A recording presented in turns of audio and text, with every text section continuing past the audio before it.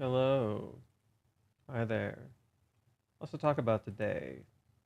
Lots to go through. But let's start simple. Let us start with this. Volume 41 finally got shown. Interestingly, Reiji drew this a while back. Like, he actually drew this a good while back.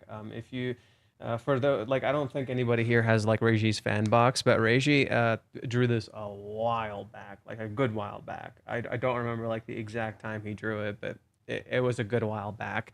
So it's actually kind of cool seeing it right about now. I think it was like a month ago. I think he like drew it like a month or two ago. It is a good while. Um, Here, I can check. Actually, wait. Maybe I shouldn't tell you guys when he actually drew it. That probably might not be a good idea. So we're gonna avoid that. However, there's some interesting stuff. What do you mean by the way about the title? Because he played us like, uh, okay. I'll start with that, I guess. Sure, I'll start with that, I guess. Let's start with what the heck my title of the chapter or the title of this video means. Um, So, first off, I want you guys to remember that there's text here. In the Japanese, there's text here. So, right here. There's some text right here. I'm gonna pull. Yep, let's move this here. That's perfect. So I need to remind you something really important. There's some text here. I'm gonna read you what this text says. This text right here. I'm gonna read you what this says. The date, the journey home, is the rise of the curtain. Now, another big thing I want you to remember is whenever Reiji does this thing with the title, every single time something massive happens. For instance, Reiji specifically calls back to the beach trip. We see this when Kazuya jumps off the ferry to save Chizuru. We see this in the Paradise arc when Chizuru kisses Kazuya. And now we're seemingly seeing it here on the walk home in the least place you would expect it to be. You think you would encounter this at the pier. You think this is when we would see this. But no. Instead, you're seeing it on the walk home. And here is the editor note telling us, hey, now the date's actually going to start. Now we're actually getting into this stuff. And this is reflected in the chapter itself because when you get into the chapter, all of the chapter is literally Kazuya and Chizuru opening up to each other. Like, this is the most honest and selfish they have been ever with each other. They are being so unbelievably genuine and honest with each other here. Like, they're just straight up opening up. They're straight up letting everything out. And I wrote a whole thing about it that I'll get into in just a sec, but that's how Reiji played us. We all thought, hey, this date is the big thing. This date is going to be when everything is going to happen. Everybody was getting into the pier sequence, expecting some sort of confession, and they get together and we get everything that we want. Here's Reiji telling us, oh, no, no, no, no. You silly fool. You guys got a rejection, and now you're going to get into this, and now is when you're going to see everything. Now is when it actually starts. So that's how he fucking played us. The moment you least expected to be the most powerful one is the one where these two are like, who are we kidding? Who are we kidding? When we were going through the date, did they ever get nearly this lovey-dovey? Like, straight up, they're just flirting here. By the end of this, they're just straight up fucking flirting here. Even though they're like literally a rejection literally just happened. Who expects something this like cute and adorable to happen after a rejection? Like, who expects that? Who the fuck sees any of that coming? Who the fuck sees that coming? That's what this is saying. That's what Reiji was doing here. That's how he played us. That's what this is. So that's just okay. Now I explained. Now you came in. You understood what the fuck I'm talking about. Let's get back to business. There's some information about the new volume, so let's get back to business. Now you guys get it. We'll talk about this more in a little bit. Let me turn on the lights. It looks a little dark.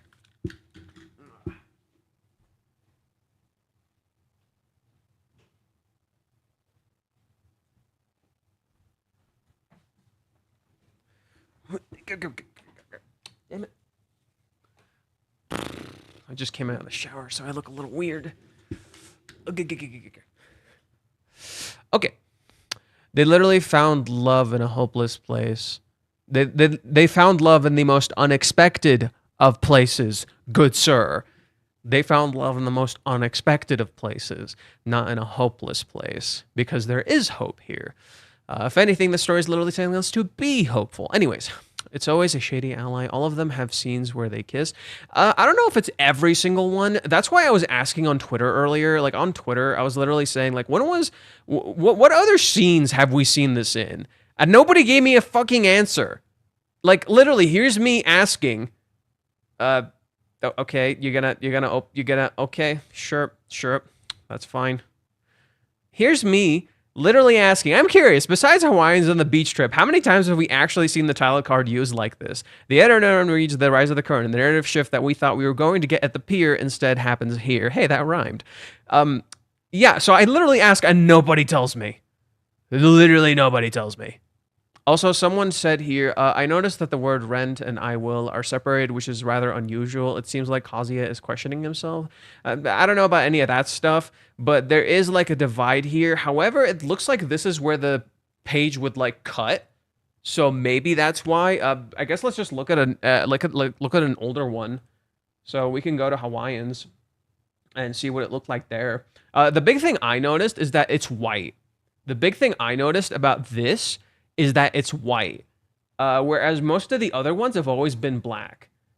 So let me go to Hawaiians. Kanojo Okarishimasu. I think this is chapter 227. Yep, that was correct. 227.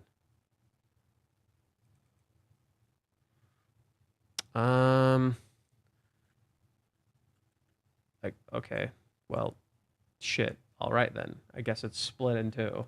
But yeah, it does look a little different. It's just because of how it's structured. But yeah, notice how... And it's this. It's the kiss. That's literally when it happens. So that's one. The other one that I can remember is when Kazuya jumps off the ferry. Which, by the way, for those who don't remember, just to tell ya, every single time that thing has happened, it's been when like their love reached like a peak point, where in when Kazuya jumps off of the ferry. After that, Kazuya finds out he's in love with Chizuru. After the kiss, we have like literally that's what sparks their relationship really kind of starting. Outside of the rental thing is kind of broken at that point. Okay, manga. Kanojo Okarishimasu. It's chapter 15. Oh no, 14. 14. Huh. Oddly fitting number. My God, they have the shitty version. Here, I have a solution. Give me a sec.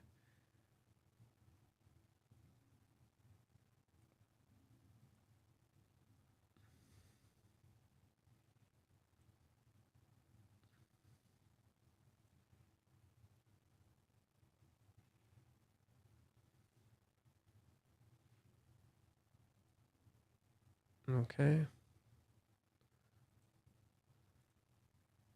Sorry. Just give me a moment. I have to download something. Where did you send it? Oh, I mean that's fair. Extract all. Boo, boo, boo, boo, boo, boo. Damn it! It's split again. Yeah. Kazuya jumping into the water. That's the other time we see it. And this is, I think, to my recollection, this is the only time we've seen it in white. So, yeah, that's kind of big. Anyways, if a manga and anime has taught me one thing, surprise kissing in the middle of an argument wins you the argument. That's not a great thing to base it off of, considering this manga literally criticizes other manga and anime and how they do things and how they're unrealistic. So yeah, I don't know what to tell you about that, Chief. I don't care what anyone says. They're flirting with for the last 5 pages. They pretty much are. They pretty much are. Like, it, to me, it reached a point where they're just kind of just saying it to get what they want to some degree. It's both selfless and selfish. I have a thing written. I'll read it for you. I have a thing written for it. I'll read it for you. But pretty much think of it. It's literally both selfless and selfish. I also understood why Reiji nods back to the Umi line. Why Kazuya says Umi's line. Right here. Can I keep loving you for just a little bit longer? There's something kind of important here that I really want you to pay attention to. Umi doesn't ask. He just does it. Kazuya asks. Now, some people will be like, oh, why do you need to ask? It's your feelings. But his feelings involve her. He's including her in his feelings because she is a part of them. That's the fundamental nature. However, even when she says no, his feelings still say yes. It's both selfless and selfish. Literally, it's both. And that's what this chapter is. It's a literal perfect balance between selfless and selfish, where both the characters are finally being somewhat okay with being selfless and selfish. Kazuya is selfishly telling her yes, whereas Chizuru is selflessly trying to tell him no. But as that continues, it slowly shifts. It just becomes normal. It's almost like Chizuru starts saying it to hear Kazuya try to counter her, because she kind of wants to be countered. And Kazuya says it in turn, not just because he initially wants to, but because he actually wants her to respond. So they're doing it for each other, and they're both happy and getting something out of it when talking to each other like that. It is totally flirting. It is totally flirting. Reiji does it again. This chapter was adorable. I couldn't help but smiling throughout the chapter. Yes. Cross fingers that the condom falls. Cross fingers that they're gonna figure this shit out without needing to move or anything. I think that this is the characters finally taking their autonomy back and making the choices they want to. And this is them actually finally deciding what they want to do. A lot of people are like, oh, Kazuya is going to give the duplicate key back and all that shit. I actually think this is going to be the characters taking their autonomy back and actually doing what they want to do. And like Kazuya not moving out. The characters hugging, touching, talking, arguing, literally finally letting all that shit out. I think this feels like the start of that. This literally feels like the start of that. We're going to start actually saying what we want to say. This is the end, the melancholic end for Kazuya and Chizuru. Why are you like that? I get this as a joke, but damn, bro. Y'all, dude, some of the people in my comment section are dooming so fucking hard. I'm like, Jesus Christ, did we read the same chapter? Some of y'all are dooming insanely hard. Chill the fuck out. Like, bruh, you're cramping my style. y'all need to chill the fuck out. All I see is dooming. And I'm just like, the chapters are literally telling you to be hopeful. The chapters are straight up telling you to be hopeful. Here is the chapter literally telling you, hey, we're actually starting now. Here's the real thing. Now it truly begins. Here, you don't believe me. You don't believe me. This arc is a direct reference to the beach trip. At the end of the beach trip, what happens? I'm going to play it out for you. Kazuya and Chizuru seemingly broke up. Then something happens, and suddenly they're back together again. And Kazuya jumps in to save her, and afterwards, Kazuya finds out he is in love with Chizuru. What just happened in this day? It's all going good. Shit hits the fan. They broke up. They run into each other, and now they're walking home, and what's happening? It's like it's about to flip, and Chizuru's gonna find out she loves him.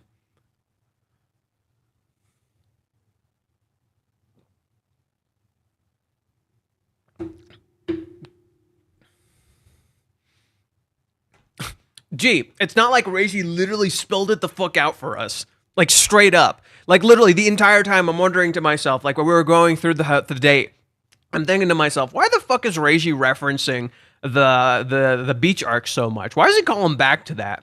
And a lot of people assumed it was just to create contrast. Look at how it is then versus now. And they didn't realize, oh, no, no, no, no. Oh, no, no, no, no. You silly fool. We were taking it a little deeper than that. I'm going to reenact it and then flip the script. Fuck you. Or the girlfriend is a brilliant example of will they, won't they, because it actually keeps you on your toes. They might, won't they. I feel like it's a deconstruction of will they, won't they, because it looks like a will they, won't they, but in reality, their love is so strong that it actually constantly comes back, even when they won't, even when they don't. Like it's literally their love persevering. That's what I said. Pretty much like this. The theme of this chapter is the perseverance of love. That is what this is to me. This is what this is to me. The perseverance of love. Nothing better describes it than the fact that Umi, when Umi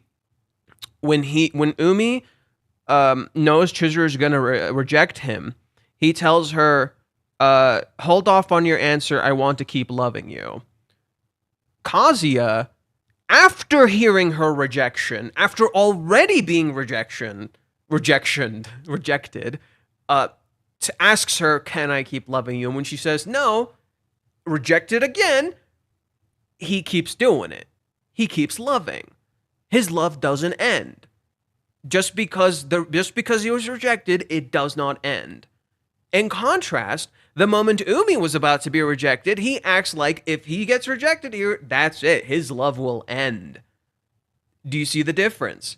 Kazuya's love perseveres. It doesn't end. It keeps going even when it's beaten down, even when it's told it can't keep going. He doesn't give up. Just as Chizuru's love for her grandparents perseveres. It doesn't die, even though they're literally gone. She's already experienced the death of that relationship, and yet it is still here. It perseveres. This actually gives context to a particular scene I've nodded back to multiple times in the past now. A chapter where Chizuru literally asks Grandma Sayuri, "What did you see that I didn't?" A chapter where she goes to clean the grave of her family that she says she does every day, that this little girl points out how small it is, how seemingly insignificant it is, and yet it perseveres. Chizuru cleans it. She tells her, "I'm going on a date with him. Honestly, if you're going to go that far with it, then you could have at least told me why you thought that before you died. I don't think there's anyone out there more suitable for you than Kazuya-kun. It's not fair. See you." As she leaves, the wind brushes by her, and it makes her turn around to look at the grave. She sighs, not realizing what this means. "Don't worry, I can figure it out for myself." The perseverance of her love for her family is the answer. The perseverance of her love for him. That it won't go away. That it doesn't go away. That no matter what fucking happens, it never goes away. That's the answer. The perseverance of your love. That is the answer to your feelings. The perseverance of love. Just as your grief is the symbol of your perseverance of love for your family that does not go away, so too is the perseverance of your love for him the answer here. Just as his love does not end, so too will your love not end. What does Kazuya say here? "I don't think it's possible for me in my lifetime to love anyone more than I love you. So sorry, I'm sorry." He takes the line she says at the very start, "I'm really sorry," and flips it back at her. The answer is right in front of you. My love will not end no matter how many times you say no. Just as your love for your grandparents will not end no matter how many times you want it to end and you want the grief to stop. Well, actually, Chizuru, what? That doesn't make sense, actually, now that I think about it. Let's flip that a little bit. Just as your love for your grandparents will never go away, even though they are gone. And you're constantly reminded that they are gone. There we go. A little bit better. Hey, I'm a human being, too. I gotta fix my shit, too, okay? People keep listening to chibi reviews. I swear it's all negative. Is he still at it? Is he still making videos? Is the dude still at it? That's hilarious. It's funny because the videos he made about the series are like some of his most viewed videos. And I'm seeing a lot of other content creators suddenly start to get into this series now because every time they upload a video, they get like a fuck ton of views just talking about it. And it's a little disheartening, but it's also kind of fucking funny that like, oh, how convenient. And then now Gigaka like wants to seemingly make a video about the series now to do like a tester or whatever. And I'm like, pretty convenient timing. Yeah, he made a new one. Let's just see the title of it. No. We're not. So I watched this video. Someone sent me this video. At first I liked it. At first I liked this video from this channel. I no longer like it. Because one, they're clearly reading spoilers. Two, this channel straight up stole my thumbnails. This channel straight up stole one of my thumbnails. This is my thumbnail. I made this. You don't believe me? Let's go to my channel really quick. So look at this. Think of this very carefully. It wasn't just you. 2 other people sent it to me. You're not the only one. 2 other people sent it to me. You weren't the only one. View my channel. Videos. Here's the video from a year ago. I made this thumbnail. I got permission to use this coloring from someone. This was me. But that channel used it. Also, the way they talk, apparently, like, someone told me it sounds like AI. And I'm like, huh, interesting. I don't know if that's true. But yeah, I don't know. After listening to it again, it didn't sound very genuine. And a lot of it just felt kind of weird. So, I'm just like, I don't like the feeling of this. So nope, I'm unsubbing. And I don't care. It's, the art is not mine. Reiji's art is not mine. So there's no need to file a copyright. That's not a thing I can really do. If I had drawn it and made it myself, yes. But it doesn't change the fact that they stole my thumbnail. It's not my art. But it doesn't change the fact that they stole my fucking thumbnail. It's both. It can be both. I can't really file a copyright claim because it's not my art. But at the same time, it doesn't change the fact that they stole a thumbnail I made and then claimed it as their own. And they just cropped it a little to pretend like it's not. Okay, so he said we were going to Chibi Reviews really quick. I'm not subbed to him anymore, so I don't know.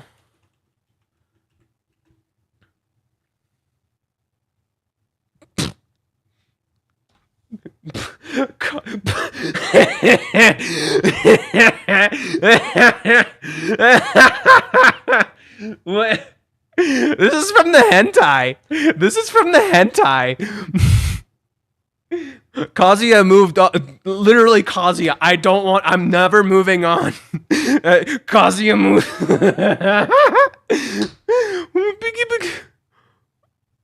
What the fuck is this? Why the fuck does he have a hentai here? Is it just bait? Chapter 388 in a vacuum would be one of the best chapters ever written if the entire manga. But thanks to... I'm not going to watch the video because I don't care enough, but but thanks to previous chapters in arc, it is laughably and probably one of the worst chapters to date. Chizuru is still leading Kazuya along and taking his money. Kazuya is a forever simp that will waste his entire life chasing after a girl that probably rejects his romantic advances, as Chizuru is literally crumbling the fuck apart and falling apart in his shoulders and literally remembers her grandpa while he's fucking carrying her because she feels like a little kid. What is this Okay, this has to be some like either it's just grifting or it's just straight up like stupid. Like he straight up believes this, which to me really highlights like, I'm gonna be real, kind of his misogyny and the fact that he can't see Chizuru's character for shit. It's like I saw this meme earlier. Well, I've said before, I don't like Last of Us 2. That meme was so fucking perfect. I'm gonna find it really quick. I'm gonna find this meme really quick. It was so fucking perfect.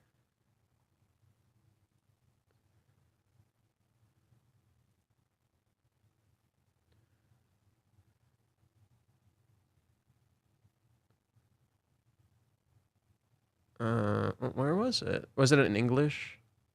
Off topic. Oh, there it is.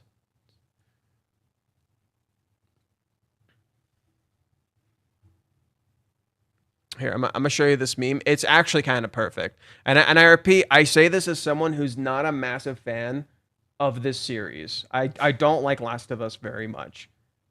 But this meme is straight up perfect. There's no better analogy. A male character is complex, and he's called a misunderstood, charming, and interesting. A female character is complex, and 9 times out of 10, she's called an evil bitch. Honestly, I couldn't see a better metaphor or analogy. Analogy. It's an analogy. We know the difference. I totally do. Totally. Yeah. Yeah. I don't know what better analogy I could pull out of my fucking ass if I could, because that's literally perfect. It literally is. If you straight up see this chapter and think to yourself, Chizuru is an evil bitch leading him on, I don't know what the fuck you were rating. I don't know. She's literally like, don't. She straight up don't. Chizuru straight up tells Kazuya, don't keep loving me. Stop. No, you can't. It's not right. Don't do it. No, it's not right. Don't do it. She's literally telling him don't. And he's like, no, I'm gonna keep doing it. I don't care what you fucking think. It's literally Kazuya making a choice, and he's acting like Chizuru's leading him on. Kazuya is literally making a choice. She says, no, you can't. It's not right. And he's literally like, I'm gonna keep doing it though, because that's how love works. He's acting like if you get rejected, you just magically move on. You just magically don't care about this person anymore, that they are nothing to you. That's not how relationships work. If you love someone, it doesn't just end when you get rejected. It doesn't just... That's not how feelings work. There's a reason Reiji very specifically has Chizuru say, at the end of the chapter, it smelled like grandpa just a little bit. Not because he actually smelled like her grandfather, but because she felt so much like a little kid. She experienced so much of her childhood in this moment that she literally smelled a part of it in Kazuya. He doesn't have old man Riz. He's not an old dude, okay? He doesn't have grandpa Riz. It's literally just literally feeling so much like a kid again that she actually smelled her childhood in Kazuya, because she finally got to grab someone, hold someone close, literally be lifted up by someone, talking to someone like this, opening up like this, being so fucking honest like this, that she literally feels like a kid. That's what this scene is. It's not like she literally, like, that's why she says it smelled like grandpa just a little bit, as if there's a scent of him here, there's a feeling of him here. He's not literally here. Kazuya doesn't have old man Riz yet. Yet. Yeah. And so when how can you see this and perceive it like Chizuru's leading him on? Like Kazuya has no autonomy here. That's the weird part. They're acting like Kazuya is not making a choice here, when literally he is. He's like, no matter what you fucking say, it's not going to change how I feel. And to me, that's such a devaluing of love. That's what this scene is saying. That's the reason Reiji compares Chizuru's grief of her grandpa to Kazuya's persevering love that is not ending. Because that is the theme of this chapter, the perseverance of love. That is what love is. Love doesn't end. Love doesn't give up. Love forgives. Love keeps going. It literally keeps walking when the world tells it to stop. Because love doesn't fucking care. It just keeps existing. So to me, when you tell me Chizuru's leading him on, you're telling me you don't understand what fucking love is. You don't know what love is. You don't know what the fuck this story is saying. You don't understand these characters. You're just some dude who's frankly grifting. I'ma just say it. Chibi's a fucking grifter. I'm just committing to it now. Before I was being kind of nice. No, this is just straight up fucking grifting, dude. It's idiotic.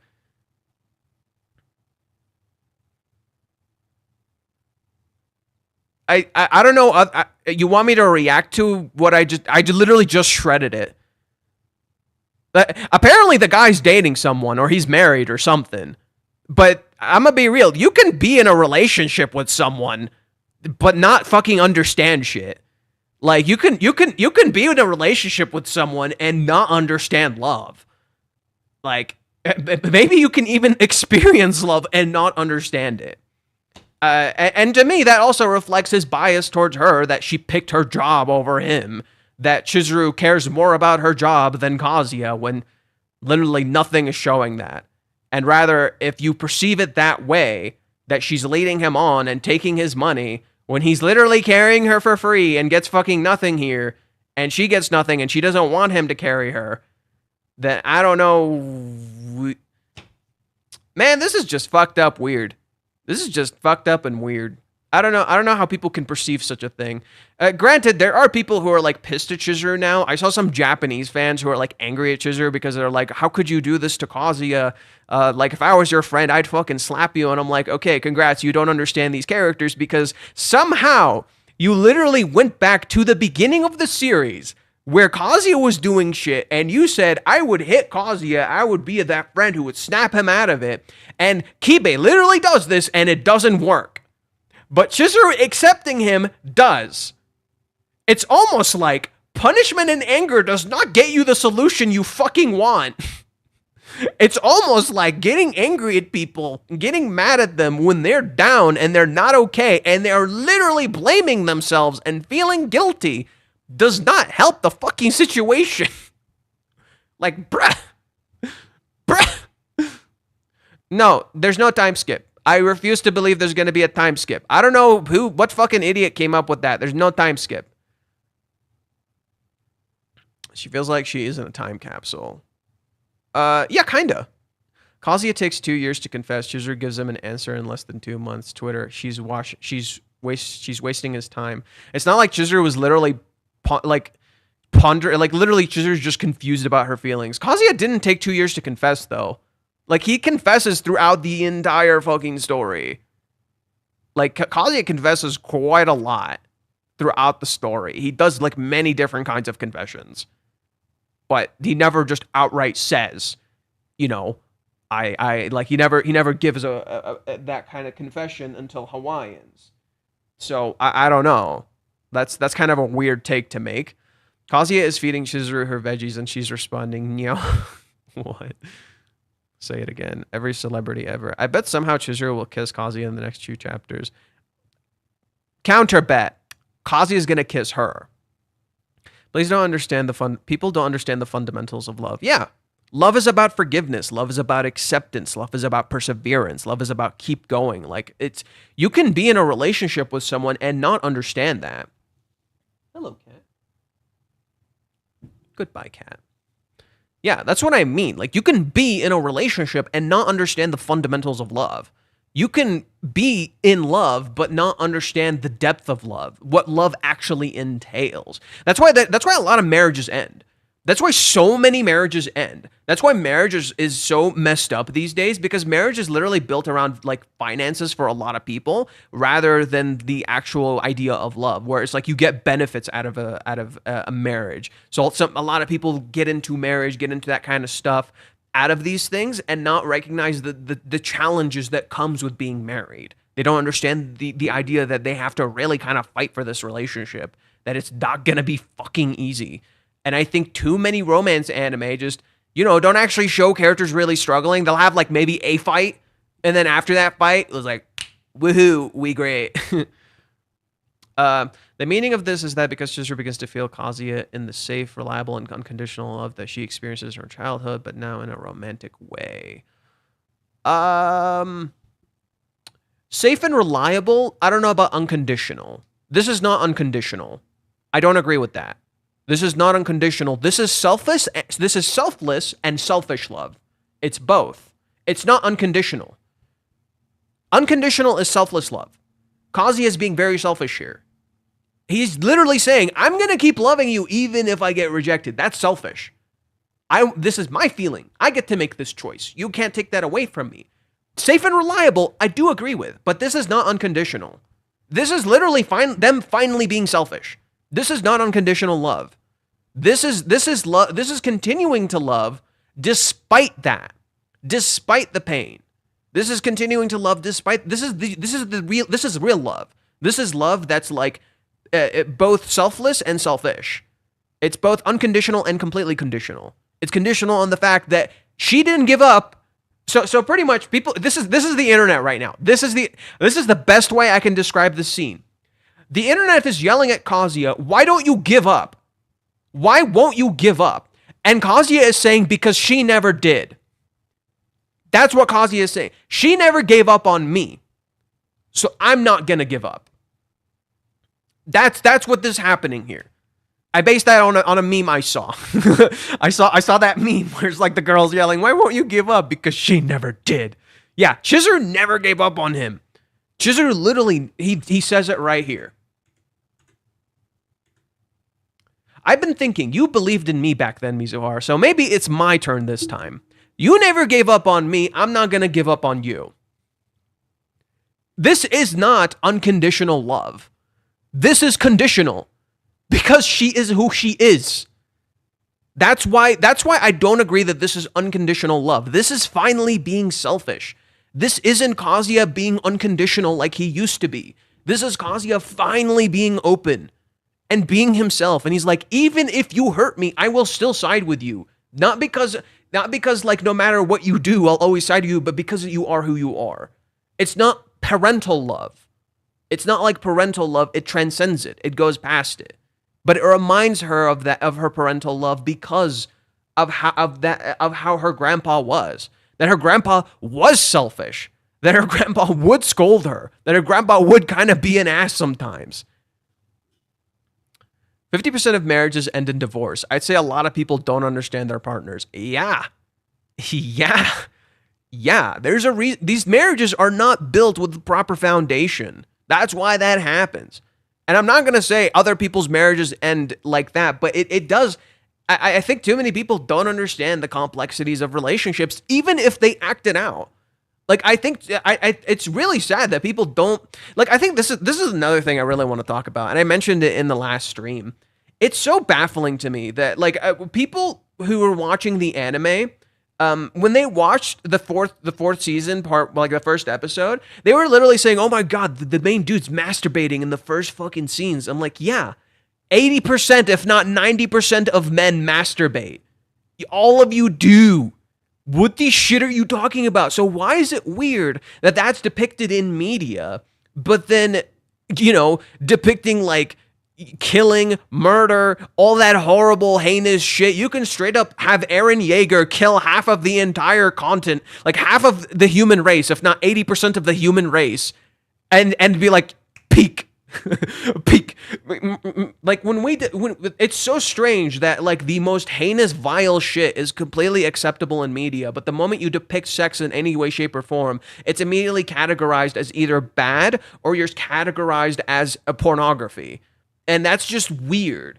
Why is it immediately categorized into that? Why are manga and anime, if they depict anything sexual or in nature, immediately categorized as ecchi or just gross and weird and uncomfortable? It's like, yeah, so what? It depicted that. Maybe there's a reason it showed it to you. And that to me is so weird. It's so weird. It's literally been on my mind this whole fucking time. It's literally just so weird because I keep seeing that. I'm just like, what the fuck? Why are you literally just downplaying this just because it depicts sex? That's really weird. It's not even just a virgin mindset. There are people. It's because people are taught to keep that shit in the closet. That's why. I think a lot of people conflate the idea with like, okay, you don't show nudity in public, therefore you can't show nudity in media. But that's a fallacy because you can't kill someone in public either. So why the fuck can we show it in media? And I know this is somewhat hyperbole. I know that's not completely valid. That's somewhat hyperbole, but it still stands. I think that like we're constantly taught to keep that shit in the closet, never talk about it, but we do it in secret. But we don't like it depicted in media, and we can't admit that we like that or like see it as something unique or interesting because, oh, you're kind of gross and weird. Why are you showing this shit in public? Do you see how that idea of like you can't show it in public is conflated with that idea of it's with what with like things being in media? I personally see that. I see that there's like a conflation happening with how we perceive media because it showcases elements like sex or characters not acting like how we want them to. Hell, I was reading an article about how literally like people's traditional view of sex is stopping them from having like the relationship they want, specifically men. It seems to me seemingly it's happening to men who like, because they have such a traditional view of how sex should be or how sex should be depicted, it's stopping them from like enjoying actual romantic relationships. Anyways, let me read some of the comments and we got to get back in here. So the last 100 chapters was only a month time on the story. It would be crazy if they opt to a time skip. I mean, Reiji did do a 3-month time skip. But yeah, I think that's maybe the reason people are like, oh, there's going to be another time skip. Just because the 3-month time skip happened. And this was only like a month or so in story. 200 IQ decision by Reiji would be for Chizuru to cut off Kazuya completely, so he decides to rent her. She goes back because she really wants to see him, but uses the payment as an excuse.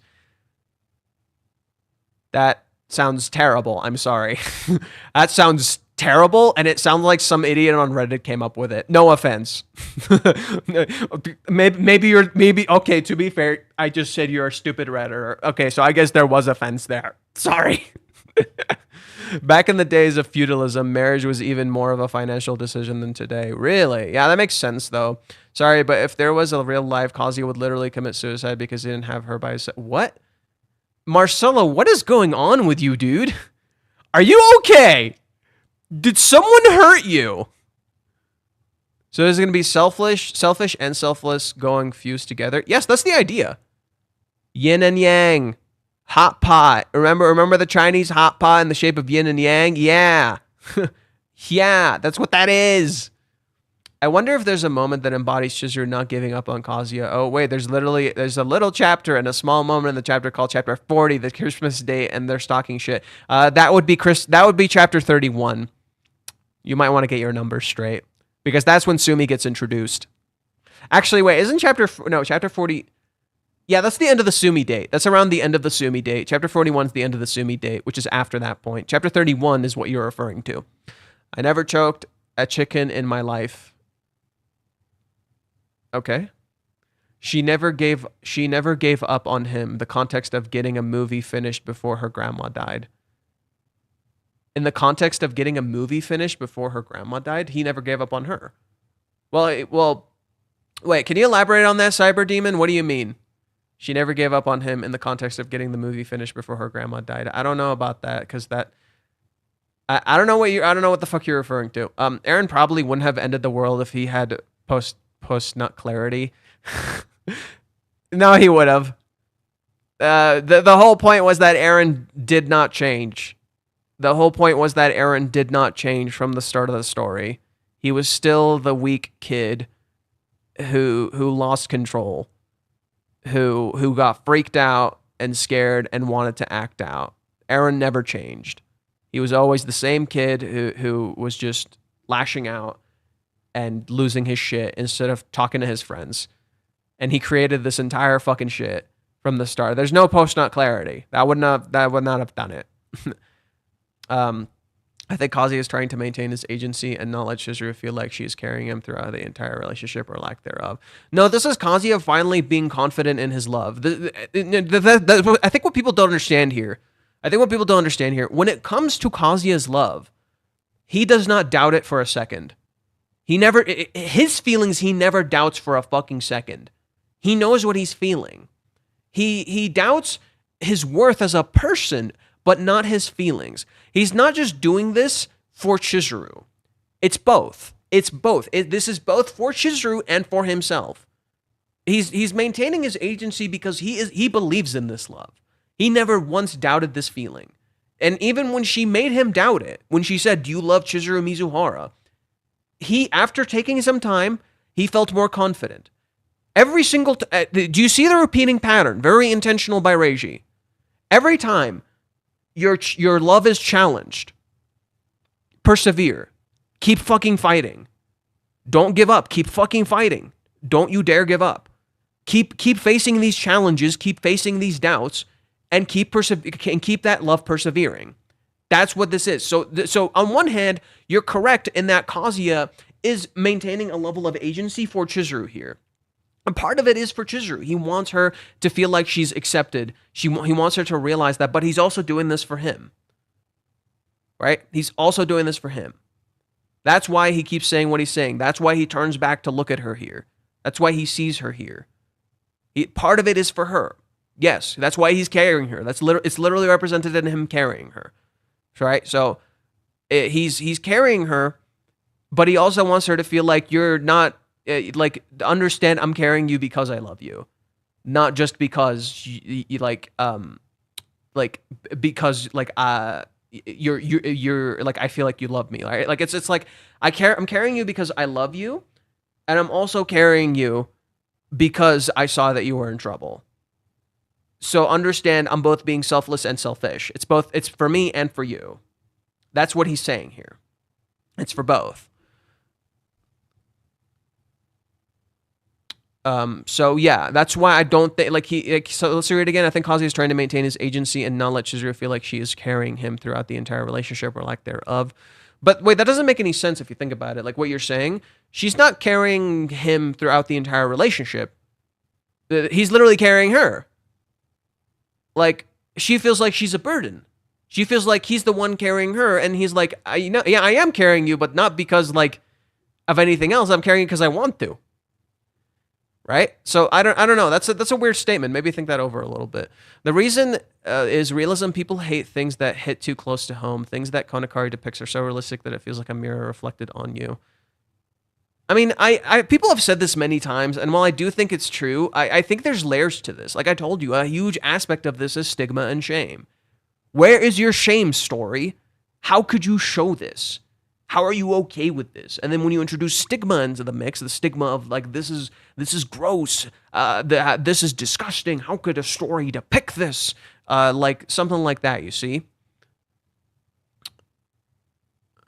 Thank goodness this is fiction and not real life. Marcelo, I'm gonna need you to calm down, bro, because I don't know what the fuck is going on, man. The problem anime watchers is they want cool aura thing and toxic personality in male as they are battling in their life and want to escapism by wanting something which they are not. I mean,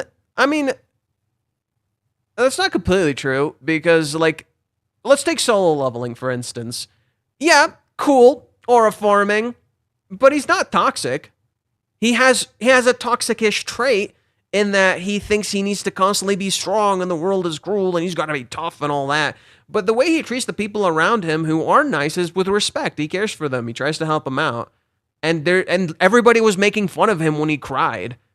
And it's like, yeah, I think there's something wrong with you. It's like some red pill shit, you know?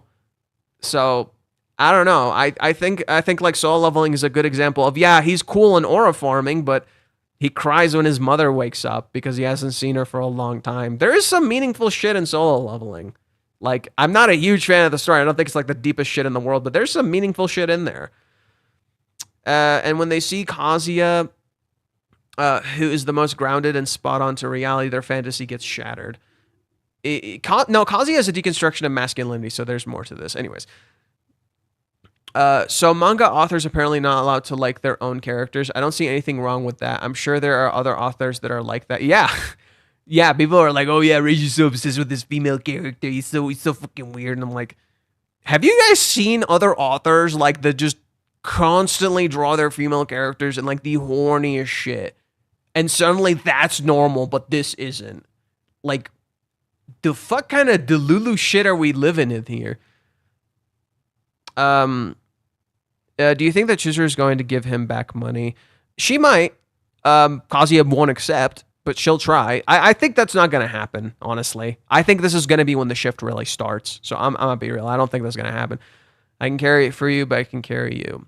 I think Kazuya carrying Chizuru is a metaphor because Chizuru thinks she is being a burden on Kazuya, and Kazuya is carrying that burden. This is just me rambling on, though. No, that's kind of true.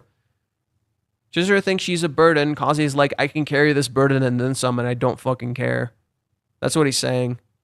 I don't care about... Chizuru is like, this burden is a bother to you. Kazuya's like, I'm carrying this burden because I want to, and it doesn't bother me. You're not... Like, I don't mind carrying you.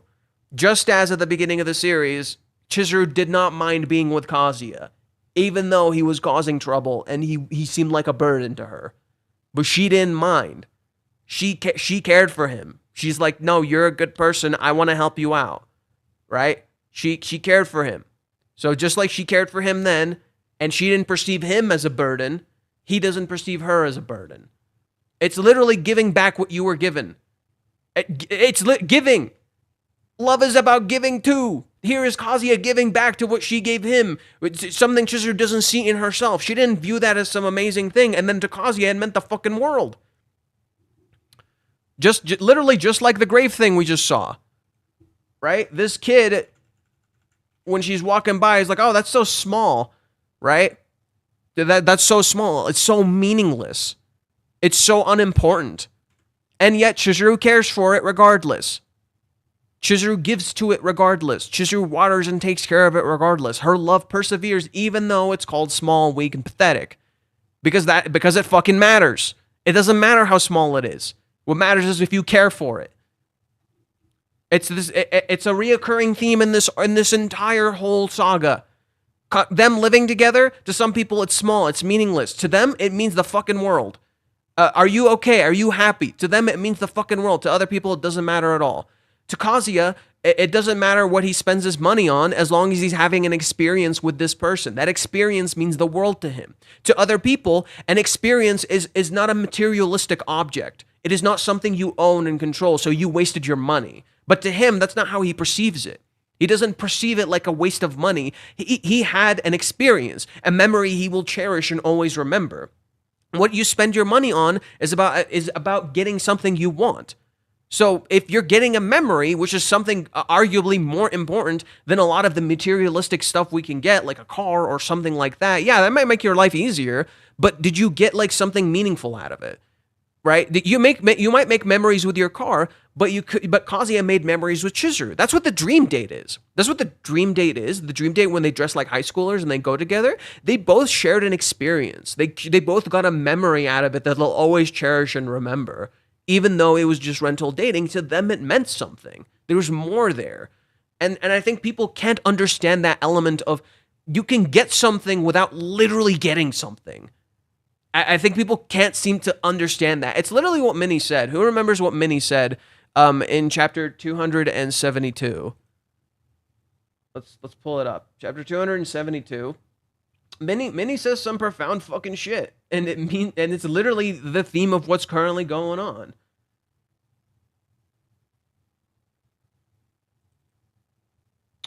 Or is it chapter 273? I was off by one. Fuck, I'm losing my game.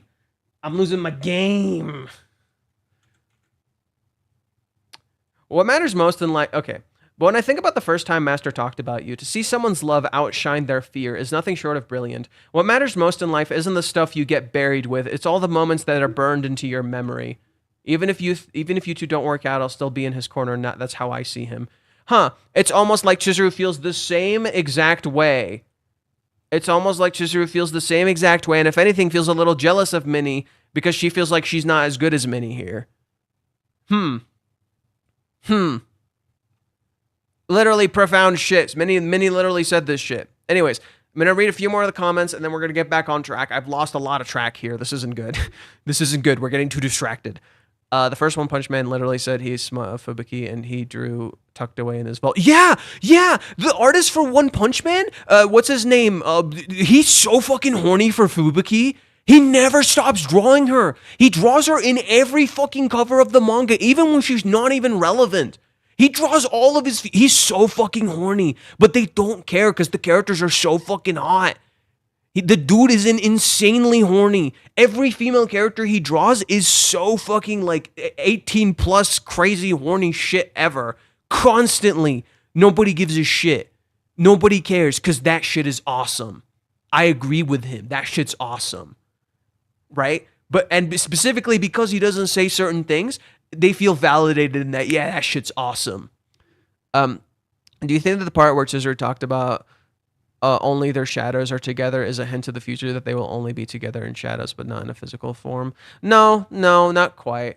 What she's saying here in this scene is that she feels bad Only our shadows were together, and it made me feel awful. I feel awful that we're not together.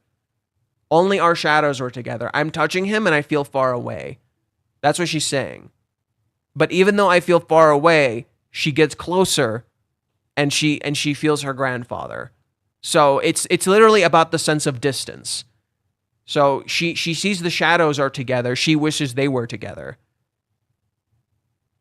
Yeah, that's what she's saying. But it also made her feel awful because, like, just the shadows touching made her feel guilty because she wants to touch him. So just seeing the shadows makes her feel guilty, that she feels good touching him.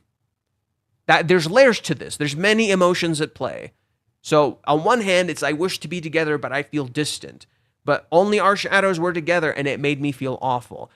I feel awful that I'm enjoying being this close. Just our shadows being together makes me feel awful. That she enjoys this that much.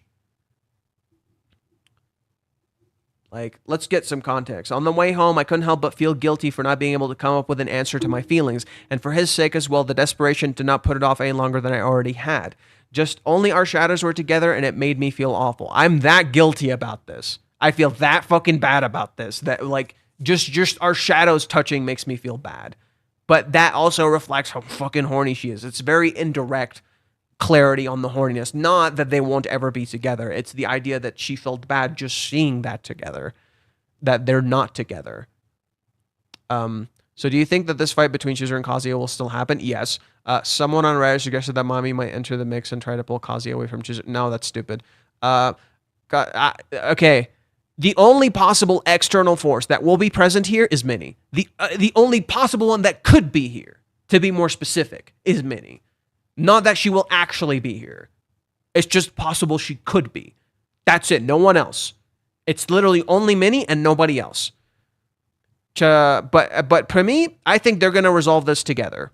Not Minnie. I think they're gonna figure this out together. Chizuru's gonna pay back Kazuya by providing their family as a famous actor. For their family as a famous actor, I could see Kazuya being a stay-at-home dad to raise the kids. No, I think Kazuya wants to figure out what he wants to do in life, so I think he will have a job. That seems pretty contradictory to an earlier conversation they had, and Chizuru doesn't want to... Kazuya would not want her to pay back the money. Kazuya would not want this. Kazuya would not want her to spend her money just on them and raise the kids and all that. He would be a stay-at-home dad, probably, but he would work. Kazuya would totally work. He wouldn't just have her spend. He would feel awful, and he would never be okay with it. If I remember correctly, Kazuya has been saying no matter if he is her boyfriend or not, he will continue to support Chizuru since chapter 58.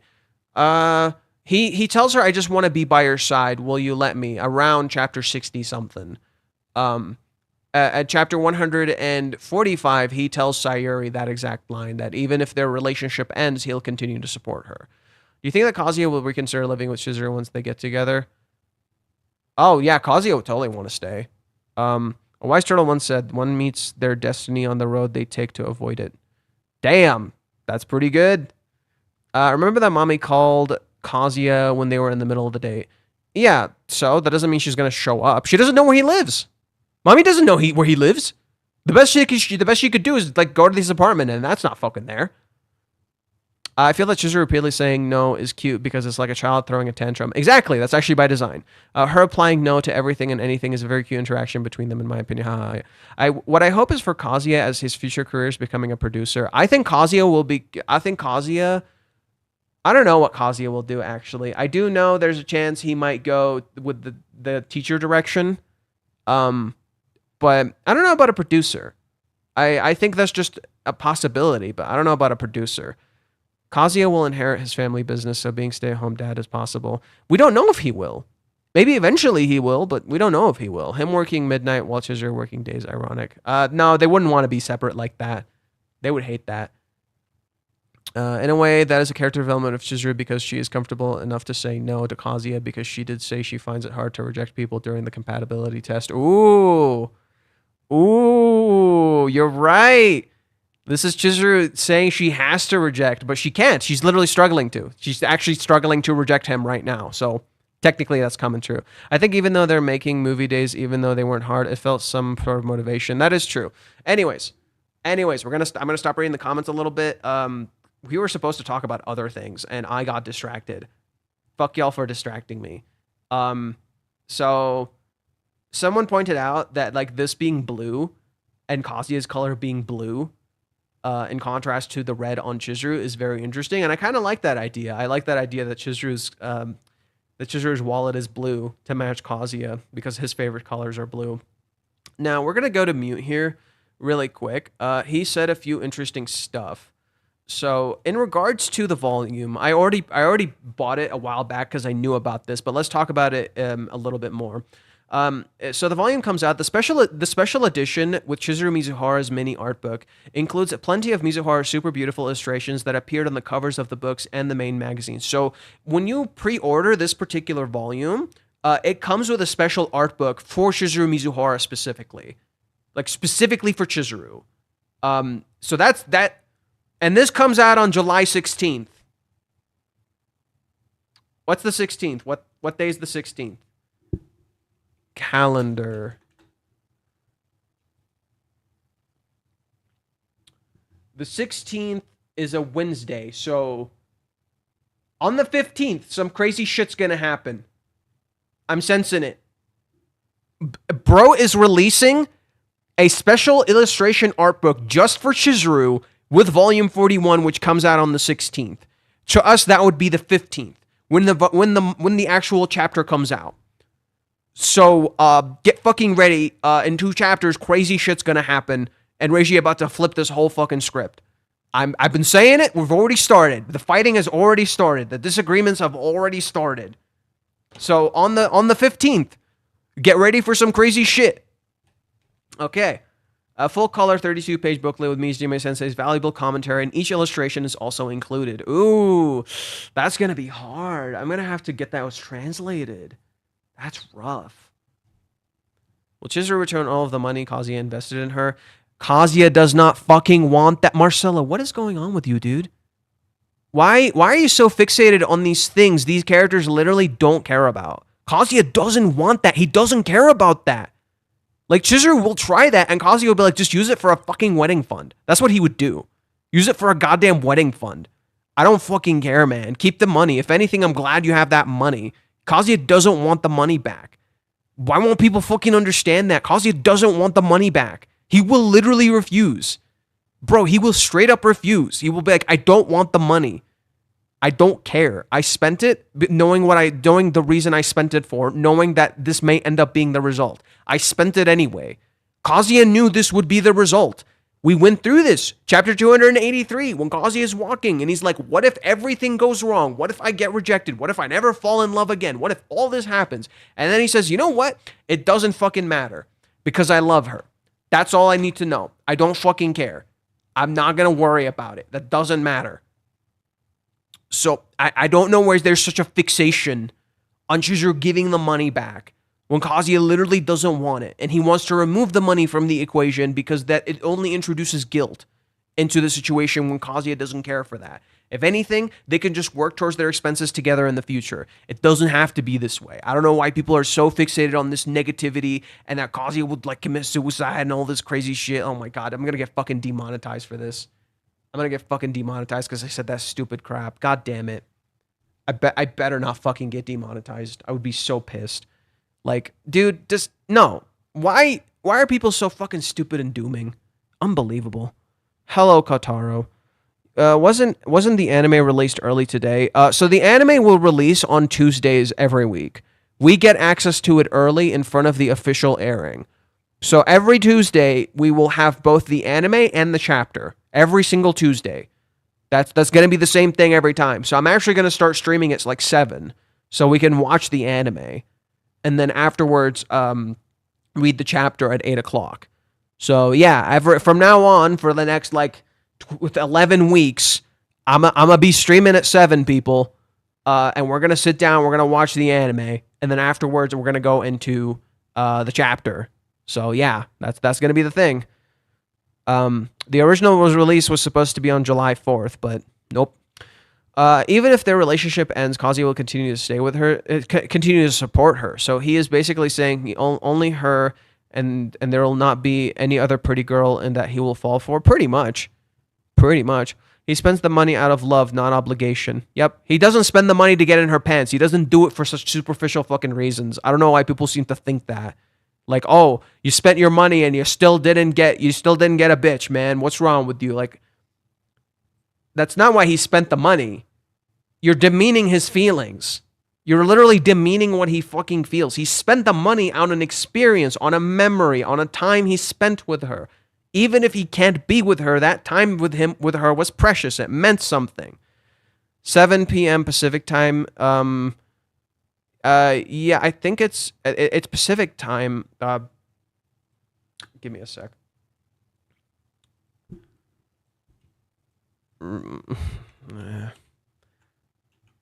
My region, time zone.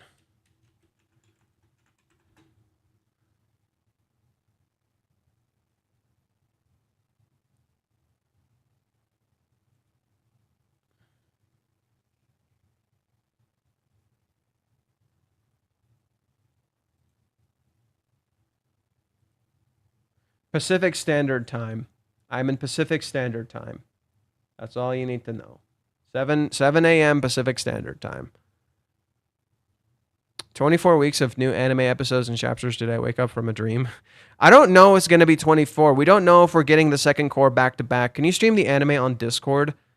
I don't know. Like, I could try. I guess I could try to do that on Discord. We can sit down and like watch the first few seasons, I guess. This too reminds me of Subaru and Emilia. Yeah, I can see it. The series is the prequels, loads of hate, but they're actually peak as fuck, especially episode 3. The series is the prequels, loads of... Oh, you mean the prequels to Star Wars? Loads of hate, but they're actually peak as fuck, especially episode 3. Oh, I guess I guess you mean Star Wars. Your reviews takes on the new chapters so bad it's funny. Yeah, we already shit on it a little bit. So don't you worry about that. We're going to read what Mute has to say regards to the chapter, because he has some interesting stuff that I want to talk about. So we're going to read that really quick. This discussion and commentary is Satisfaction 383. The theme of this issue is, what does it mean to be kept waiting? This time the title screen is a spread. It is often used when the content is special. If that's not a giveaway, I don't know what is. All right. Son of a gun.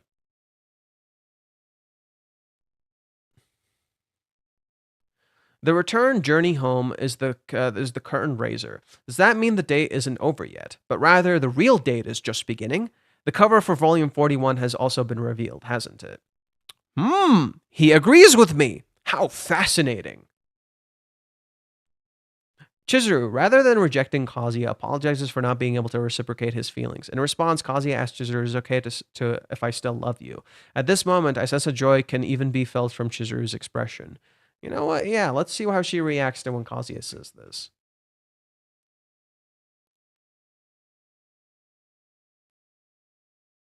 Yeah, look at that. Look at that. But no, I feel there's a bit of joy and a lot of sadness.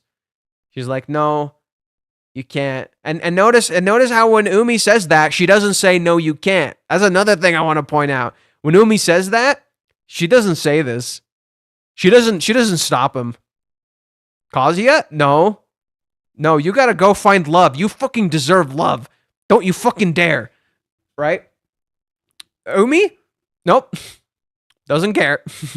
Doesn't say this. How close are we to Chizuru's rational defense breaking down and giving in to all her repressed feelings? Because there are already signs that her body's beginning to feel what her mind denies. I mean, it's already been happening. She's just felt the need to restrain herself. It's already literally happening. So, the beginning of the from the end, the beginning from the end, the beginning after the end. Chizuru's don't give a fuck about Umi. Lol. Yeah, Umi, new phone. Who dis?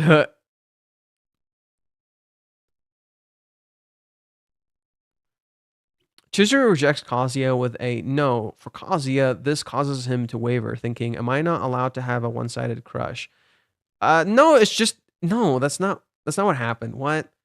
Um. Uh, however, it seems that Chizuru's no is directed at herself. In the next panel, the shift from no to dame mon in katakana feels like it's making a distinction. Really? What kind of distinction is he talking about? So she actually says no a little bit differently.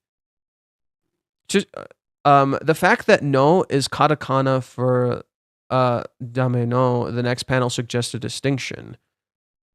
The reason is not is it's not okay is the reason it's not okay is not because she rejects Kazuya, but because Chizuru says, "I'm keeping you waiting, yet I can't find an answer out to my own feelings."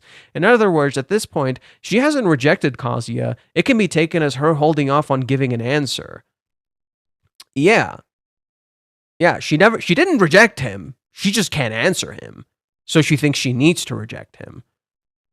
Kazuya apologizes, saying he can't stop himself from falling for Chizuru, but Chizuru rejects him, insisting that he must not fall for her. From their expressions, it seems as though both of them know these words don't refuse their true feelings. Yep, I kind of agree with that.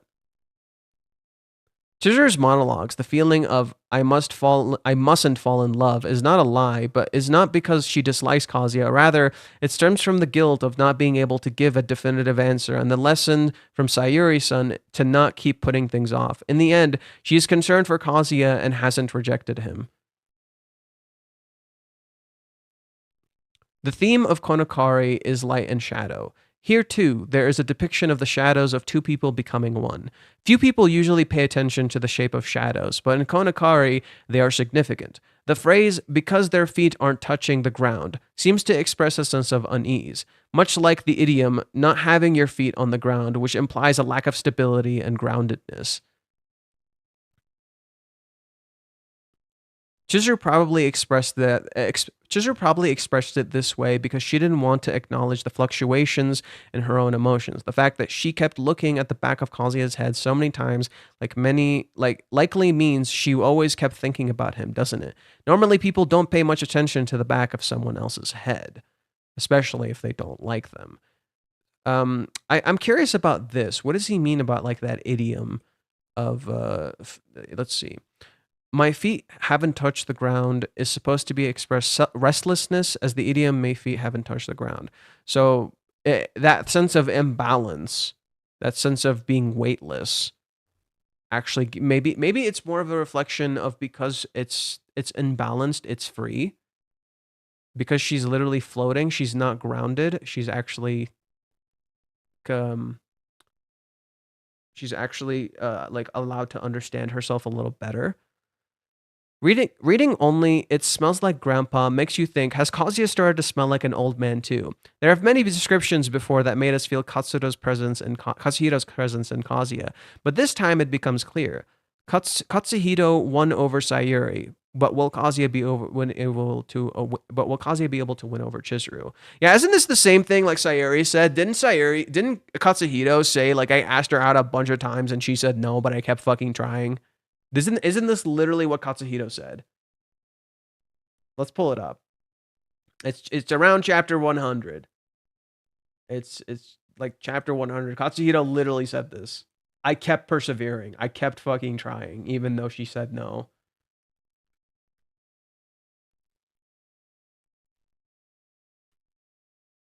Listen, Chizuru, people's dreams do come true.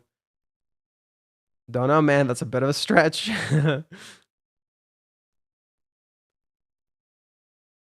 I still remember the night before I proposed to Sayuri. God heard my overwhelming feelings for her and answered my prayers. That's how I ended up winning Sayuri's heart. Huh. The night. The night, That's just superstition, you know. Why the frick did you just cry about?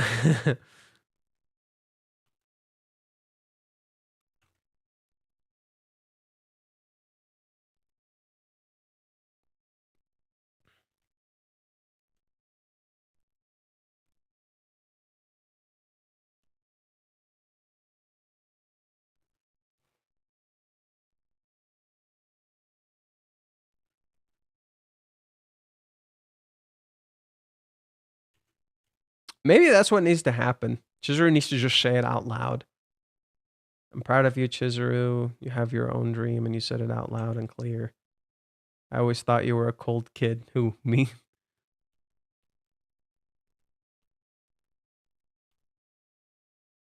Let's go to chapter 379 then.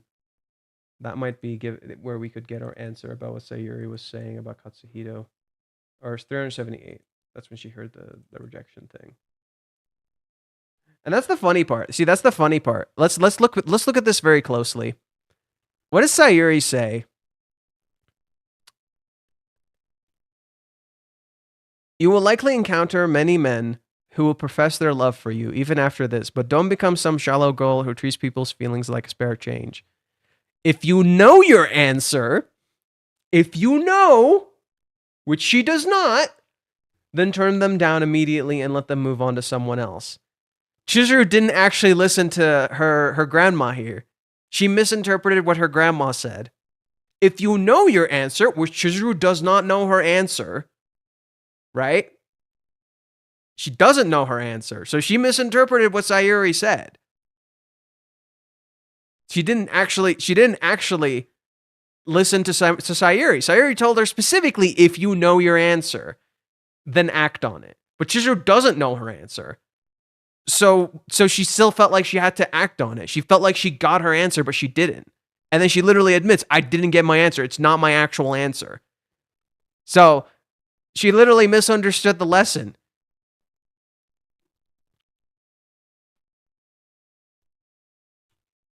Let's see what she says about Katsuhito real quick. Okay. Well, you have to consider the times. Let's see.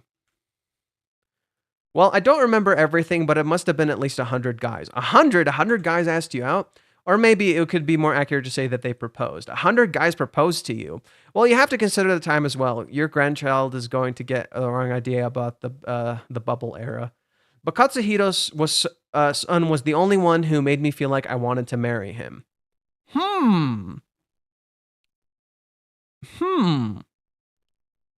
Hint, hint. Proposal, anyone? I mean, on the day we met, he sent a taxi. Okay, so this is a misinterpretation. They translated this wrong. He didn't send a taxi to her. They rode together on a taxi, and he drove her for 750 miles, and they talked. And he say stuff like he jumped the Shiro cliff so he couldn't be with me, right? So that she thought he was super cool. He was so cool, and that's why I married her. She's literally like a girly girl. And it's so funny seeing that from Sayuri, a character who isn't usually a girly girl. So that is literally like this is literally like this thing Sayuri is saying. You have to pay attention to it because it informs what Chizuru feels and how Chizuru thinks. Right? So I think that's gonna be important to this. That like what Sayuri is saying, like, oh yeah, no, he was so fucking cool. I want to marry him. He's literally gonna come back. She right? Didn't Chizuru think he was cool? Doesn't Chizuru think Kazuya is cool? Damn, it's all there, bro.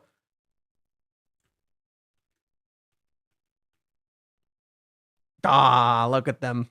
Ah, look how happy he is. Right.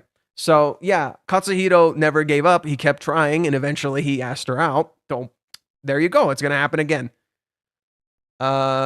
So many slop tubers are trashing Winter Girlfriend so hard right now. Every review has been negative, but you can tell there's no depth analysis in every video I've seen. I know! It's asinine! Good morning from India. Welcome. I'm so ready for Kazuya to be really confused when he prepares for Ruka to take him ending the trial relationship poorly, only for Ruka to take it well and at peace and until... Yeah, I think that's literally what Reiji's setting up. Kazuya's going to think it's going to be bad, and Ruka's just going to take it like a champ because Ruka has kind of prepared for it. I don't know the ranch. It was an old joke from middle school for me. I interpreted that my feet on the ground to be similar to a child being carried. Yeah, that's literally the point. Now there's a conflict between I don't want to waste his time and a unconscious I want him in Chizuru. Yes, there always has been. That was always there. What if they get a taxi at some point in the manga? They already did, actually. They already did. When they were driving to Hawaiians, already happened. They literally rode in a taxi. Chizuru, the pessimistic, edgy teen. Yeah, that's when she was an edgy teen for sure. Kazuya equals Katsuhito for Chizuru. Kazuya reminds her a lot of Katsuhito. I mean, we already said that this chapter is a nod back to when they went to pick up the rocks in Chizuru's home. Like I literally said this. We'll read it later. So let's translate this post. Next time, spare key. Whether or not to return the spare key to Chizuru's family home before moving, what to do with the clownfish keychain in the process. It seems that the future developments will change depending on this. I think it's just going to be Kazuya pulling out the spare key and thinking about it, the importance of that spare key and what it means. I don't think there will be a development where Kazuya hands over the key to his new place. Yeah. I don't think Kazuya is moving. I'm pretty confident. I don't think Kazuya is moving. I think Kazuya is going to stick with what he wants.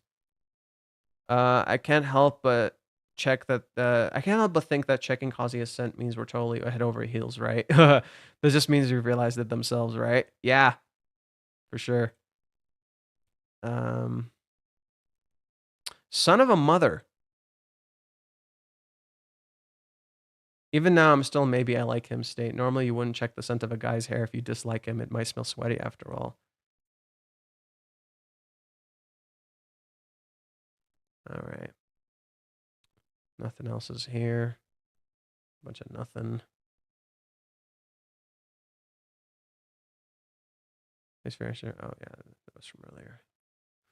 Okay. I want to go to Reddit really fast. We're gonna go to the serious discussions. Let's see. What have people said? In chapter 137, Katsuhito prefaces the appearance of Kazuya in Chizuru's life. Does he? Does he now?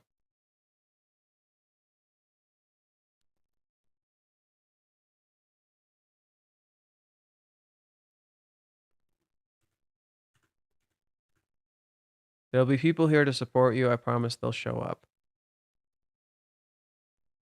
Oh, yeah. Hey, look, it's Chizuru horny as fuck. Hey, look, it's Chizuru horny as fuck.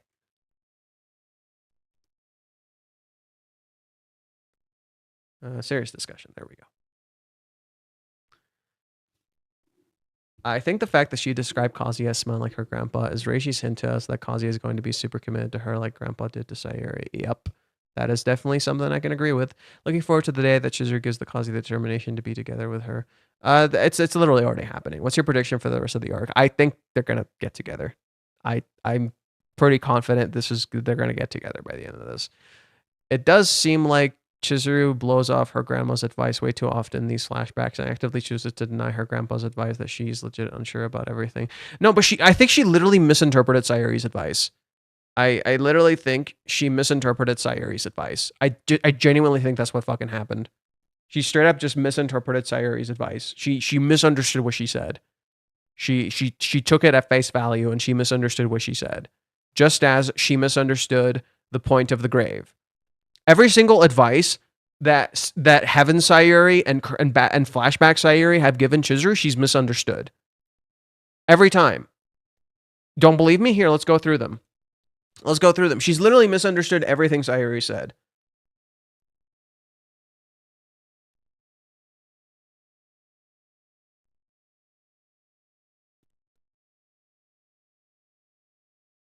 Okay, let's go to chapter 309. I've mentioned this chapter a few times now, but here is Grandma Nagomi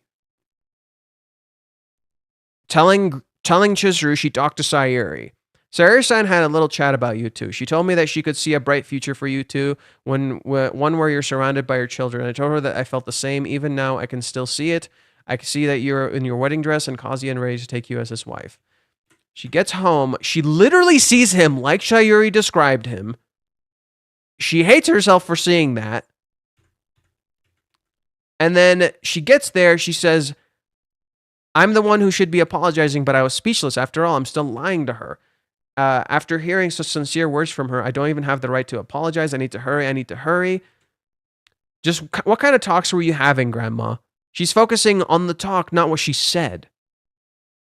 She missed the point of what she said. Right? She misunderstood what Sayuri was fucking saying. The thing I showed you earlier, chapter 324. I'm pretty sure that's still here somewhere.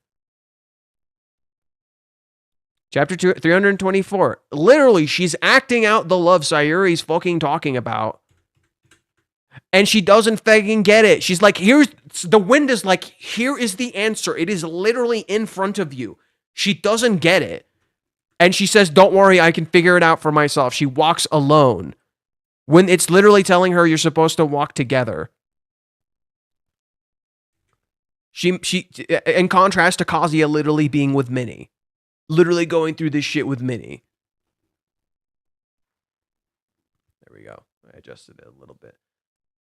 So Chizuru literally keeps misunderstanding her advice. She keeps giving her advice, and Chizuru keeps misunderstanding it. She keeps misunderstanding what she's saying. She's taking it in like the wrong way. She doesn't see what's right in front of her. That's the repeating theme with Chizuru. She doesn't see what's right in front of her. It's been confirmed she didn't take the most fitting decision towards her real feelings. What if the rejection opens up a path for the other problems that still need to be communicated? Because I'm almost sure Kazuya never intended to draw an answer from her when he asked out, but rather he wanted to progress. Now that they got the dreading obvious point out of the way, I think that it's really obvious when you see his dialogue. He assumed her wording to be vague and just tried to misbehavior in the way that was sincere from him. Yeah, it's clear they were out of sync. So a repeating thing is that they were out of sync. And you want to know how I can prove that to you? The literal arc, so the literal numbers of the chapters. Let's make sure you can see this. Wee.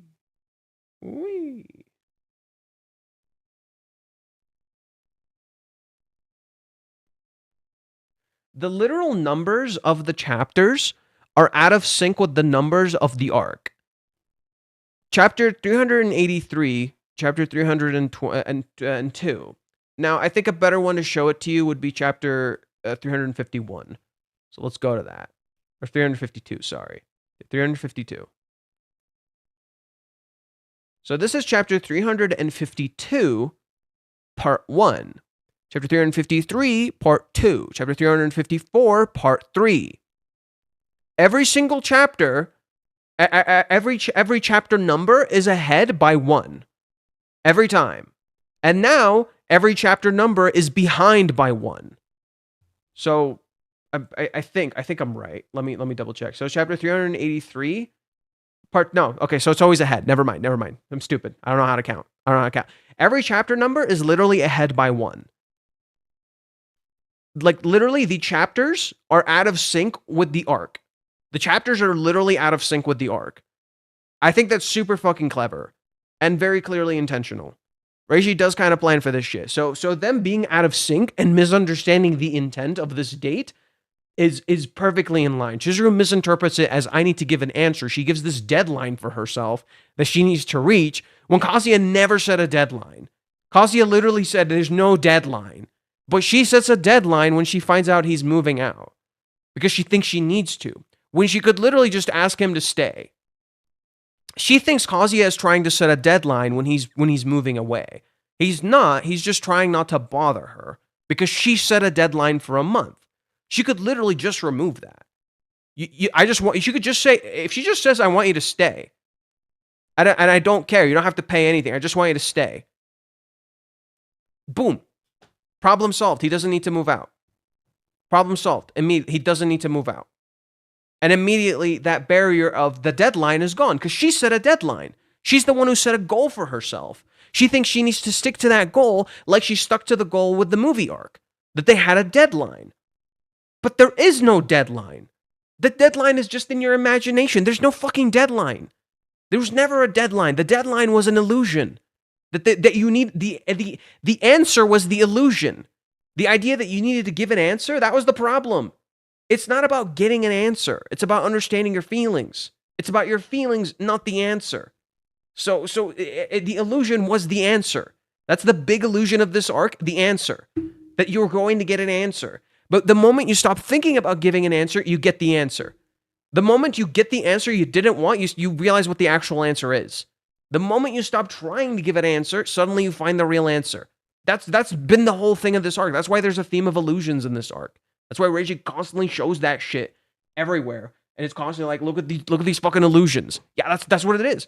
That's why Reiji shows us this. That's why he says this here, where he literally says, like, oh, now the curtain rises. Now we're actually getting the real shit. Now we're getting the actual answer. Because you tried and you fucked up and you failed, you found your real answer.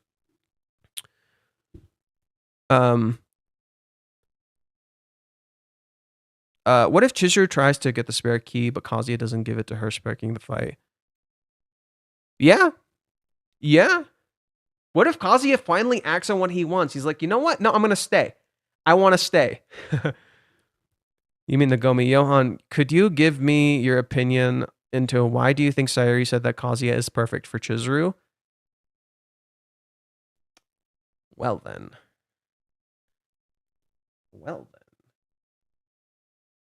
I'm so glad you asked.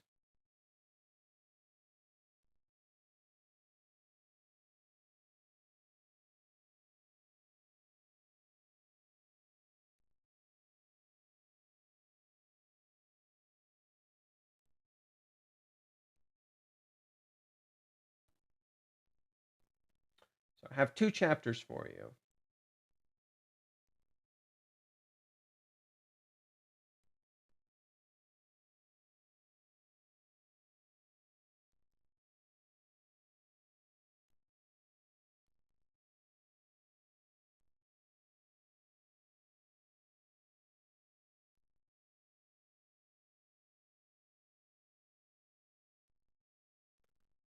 First, this one.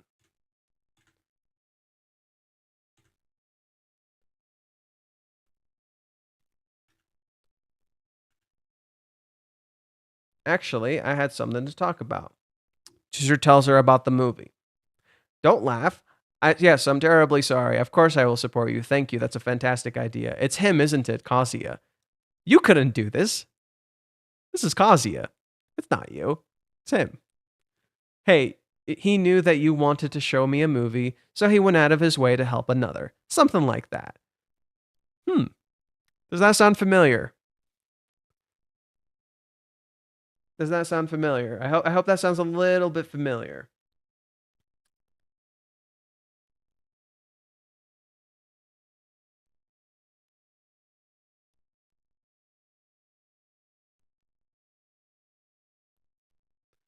Take it easy. You're not young anymore. What are you saying? What if I find someone stranded at the end of the earth, soldiering on the dark of night? What are you saying? Let's read it from the top. You ended up bringing another one. Exhausted. Iyo City, Inama Prefecture takes 20 hours and 20 minutes all the way and back. Don't get even heavier ones for even longer trips. It gets to my back. Please lie down. Take it easy. You're not young anymore. You'll bust a hip again. She's right. You know how about you refuse customers who are requesting long distance trip from now on. What are you saying? What if I find someone stranded at the end of the earth, soldiering on in the dark of night? Everyone has something they are carrying. So everyone has something they carry, but I won't say I'm a hero or something. If someone is in need, the strength just finds a way. So he went out of his way to help another. Something like that. How does she know? It pants to Katsuhito. Of course, it's all right. As far as I'm concerned, you can write anything about me. If it's just for a week, I don't mind showing off my weak self. You don't have to go that far. Is that so? I'm looking forward to it. As for Kazuya, I have to thank him. What do you think? What did you think when I told you? That time I told you I had a boyfriend. What did you think, Grandma? To be honest, I was a little worried, seeing as you'd never brought a boy back before, not once. I actually started to think you were into girls. So I was worried about whether you had brought back a decent guy. Isn't that interesting? So it's a direct nod to her mother. That this is Sayuri's generational trauma. This is a direct nod back to her own child.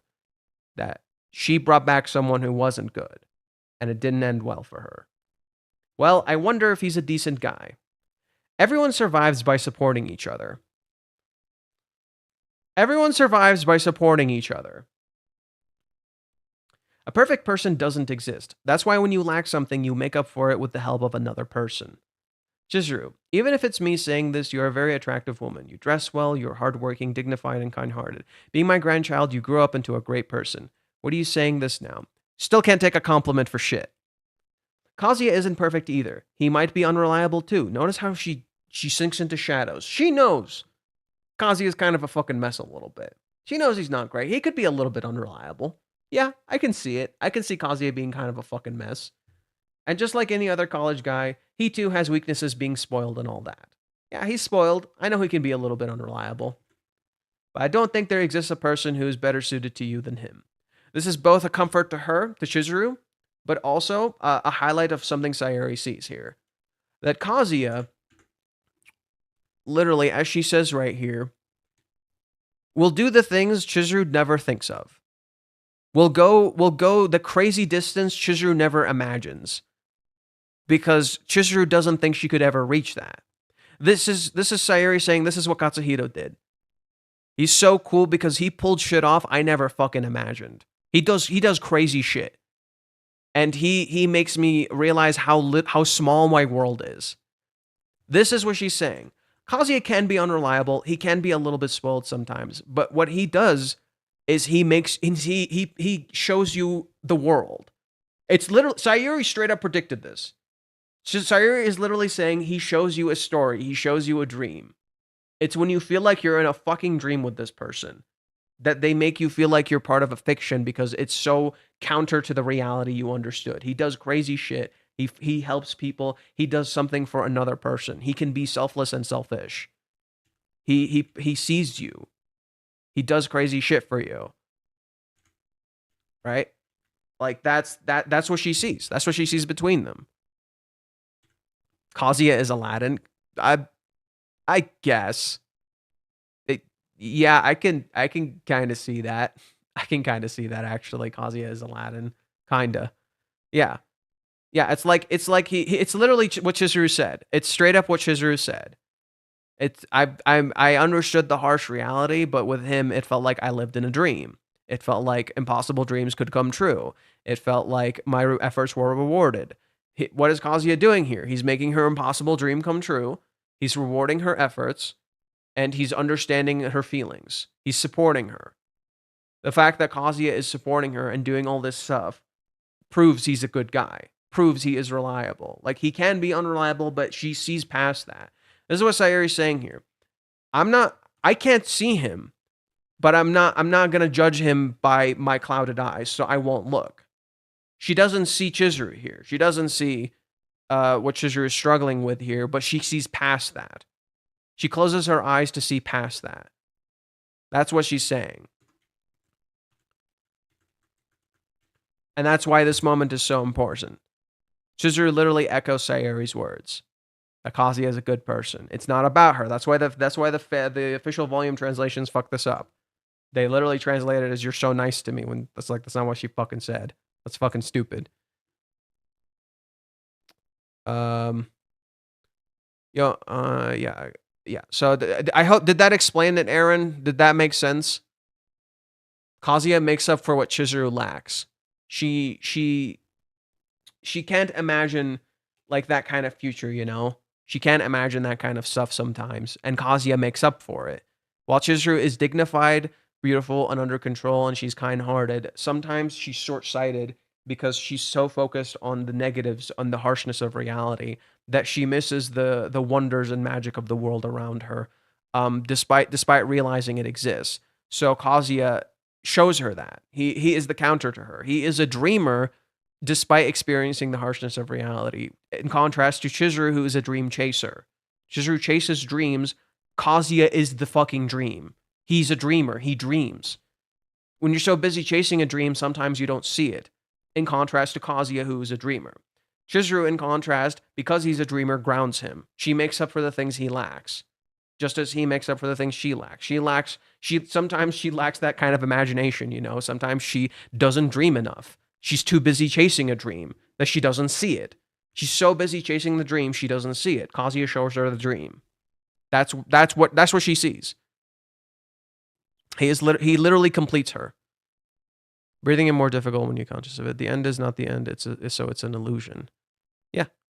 Can't wait to see if I'm right about the spare key theory. Am I right, Stephen Hawking? What was your spare key theory? I don't even remember. I can already see it. Everybody Kazuya has been worried about coming clean about the rental girlfriend thing is going to be cool with it. Kibe going to say, "You should have told me." I get it. I thought about the key being a problem because of the condom, not necessarily the fight, but I bet they would. I bet that would happen next chapter. The key is going to be the cliffhanger for the next. I don't know what that means. And his grandma is gonna say, "I know Chizuru wasn't really your girlfriend. You two average, and she's far from it." Oh my god. No, no. Nagomi began to dream. Nagomi began to believe. Nagomi realized she's blindsided and she's not letting herself actually see, so she began to believe. Kazuya is a magician. He will always pull a rabbit out of the hat. He's clutch when it matters. The spare key is going to play a pivotal role. By allowing Kazuya to keep it, giving him hope. By taking it back, it's her resolve ending in the possibility. Either decision will shape their future development. Chizuru might try to take it back, and what if Kazuya says, you know what? I'm going to keep it. You know what? I'm going to keep it. Yeah, we'll see. I think it's going to be very big. Kazuya keeping or not keeping the key is going to be very important. That's going to be super important. And Kazuya finally choosing to be a little selfish here, I think that's going to be important too. So yeah, we'll see.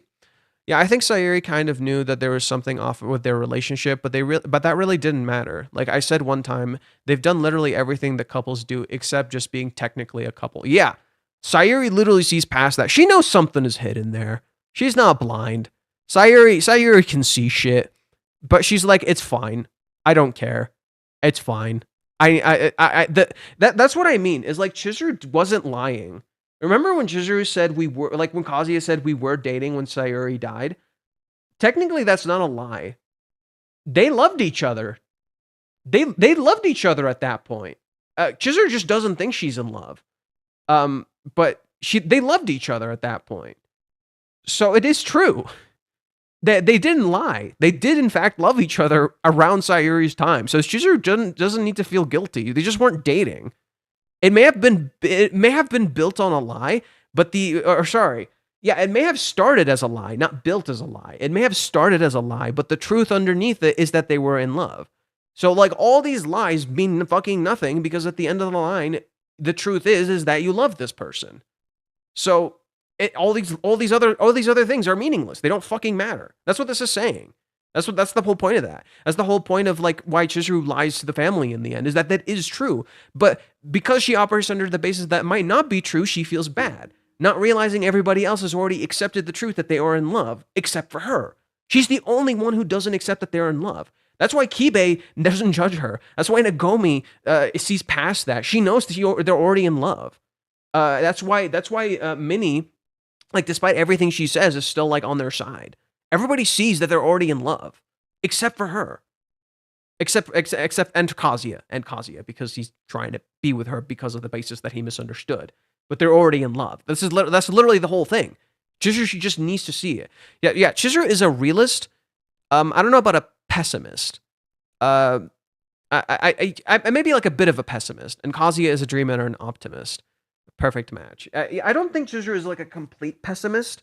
But she has seen how cruel the world can be, and she's too familiar with that. To the point that she's not like she's kind of okay with that being taken away from her sometimes. So it counters her. She's a mirror to Kibe. I think that's the best way I can say it. She's kind of a mirror to Kibe. And the best chapter that kind of depicts this is, where is it?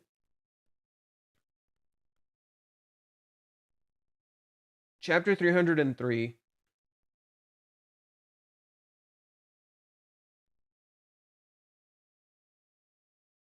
Large icons.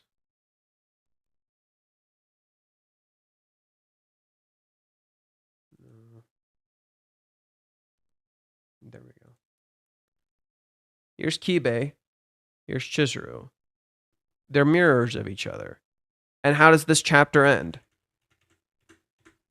With Chizuru looking in a mirror. Kibe is the mirror to Chizuru because Kibe is similar in that he struggles to dream, but Kazuya shows him a dream. That's why Kibe talks to Chizuru at the beach, because she's kind of like him. She dreams. The difference between Kibe and Chizuru is that they both Chizuru dream chases, whereas Kibe has kind of conceded to the cruelty of reality. That's kind of the difference between Chizuru and Kibe, but they are similar. in that both of them kind of see the harshness of reality and they see all this negative stuff. So but that's why Kibe can recognize certain things. He can see Chizuru's guilt. Kiba-san, in your opinion, what kind of person do you think Kazuya-san is, huh? What kind of question is that? I'm sorry. There's so much that I can't tell him. I don't know what to say. Did something happen again? He sees she's down. I said I'd kill him if you guys ever split, but I know you two started from a complicated situation. You're both adults, so there's no telling what'll happen. If I'm being honest, but yeah, as for what kind of guy he is, right? So he realizes Chizuru is stressed here, but you know what? Fine, I'm gonna put that to the side. I'm gonna tell you the truth, but I'm gonna put that to the side. I've been stuck with him all my life, so I get the feeling that you expect me to sing his praises. But to be honest, he's nothing special. He ain't nothing special. He's stupid. He's not good looking. He's not exactly in good shape. He is poor as dirt, and he's a total wimp. Did I mention he's stupid? No matter how I look at it, he just has no business being with a girl like you. Chizuru disagrees. I have no business being with a guy like him. He is the flip. He is the dark mirror. I have no business being with him. He is literally her opposite. To put it in another way, he cares about you more than anyone else in the world. That's the kind of guy he is. Chizuru, I know that. I'm aware he cares about me more than anyone in the world, and I don't deserve it. Is happiness found in being loved, or is it found in someone in finding love in someone? Does this sound familiar? It's a boring question, even over drinks. A lot's happened, but at the end of the day, he'll make you happy. Nothing's changed my mind about that. Yeah, I know he would, but can I make him happy? Kibe is literally saying what you're thinking about is a boring question. It doesn't matter. If you know he makes you happy, then that's the answer. And Chizuru kind of likes that idea, but she's like, but I want to be able to make him happy too. He should get happiness too. I don't want to just be the only one getting happiness. He should be happy too. And then what does Kibe do? He focuses on the immediate joy in front of him, like he's starting to live again. Like he's like, you know what? I want these strawberry pancakes. This is awesome. He notices Chizuru. He sees she's kind of down. This is, by the way, is supposed to be a mirror to when Mommy came up to Chizuru, and then she took her to a donut place. Except this is the opposite. It's with Kibe this time. Seriously, what am I doing? Now I'm even bothering Kibe-san about this. I'm a bother. I need to find my answer already. Then I've got one question for you. Do you love Kazuya? Huh? Oh no, I'm supposed to say yes here, without any hesitation. Kibe-san gave me an honest answer. I need to be more honest too. How do I respond? I love him? He's someone that I love. Nah, never mind. Huh? The look on your face says it all. What?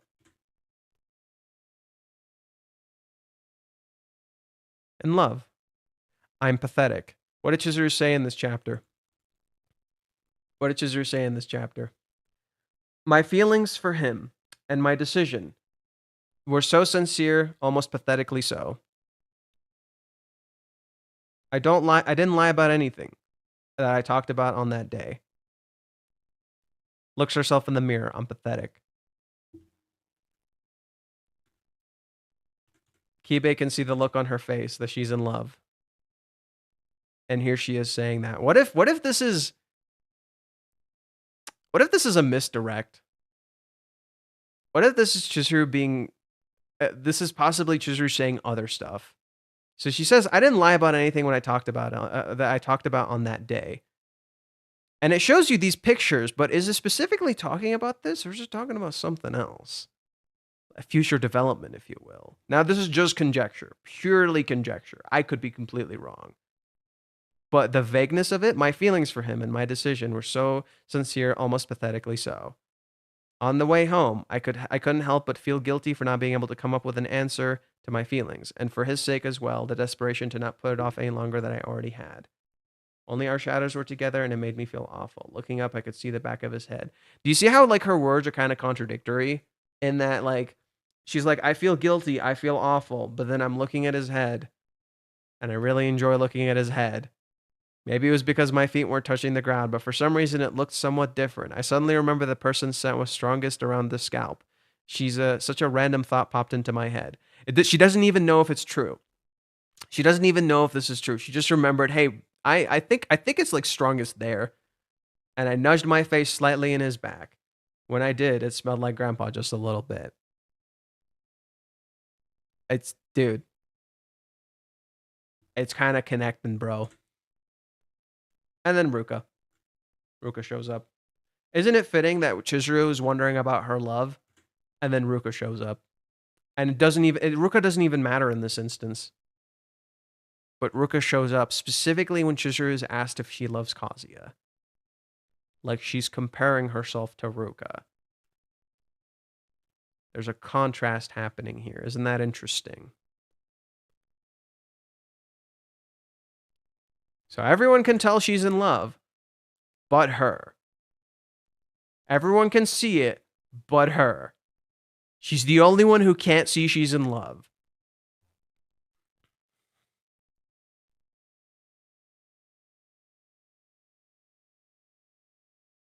Not giving the scare key back is to someone is asked if it back is actually inconvenience. The homeowner, the security is where the spare key ended up in someone else's hands. Why would it end up in someone else's hands? Well, or would they like? I get what you're saying. You're not wrong, but I think this is Kazuya being okay with inconveniencing Chizuru a little bit.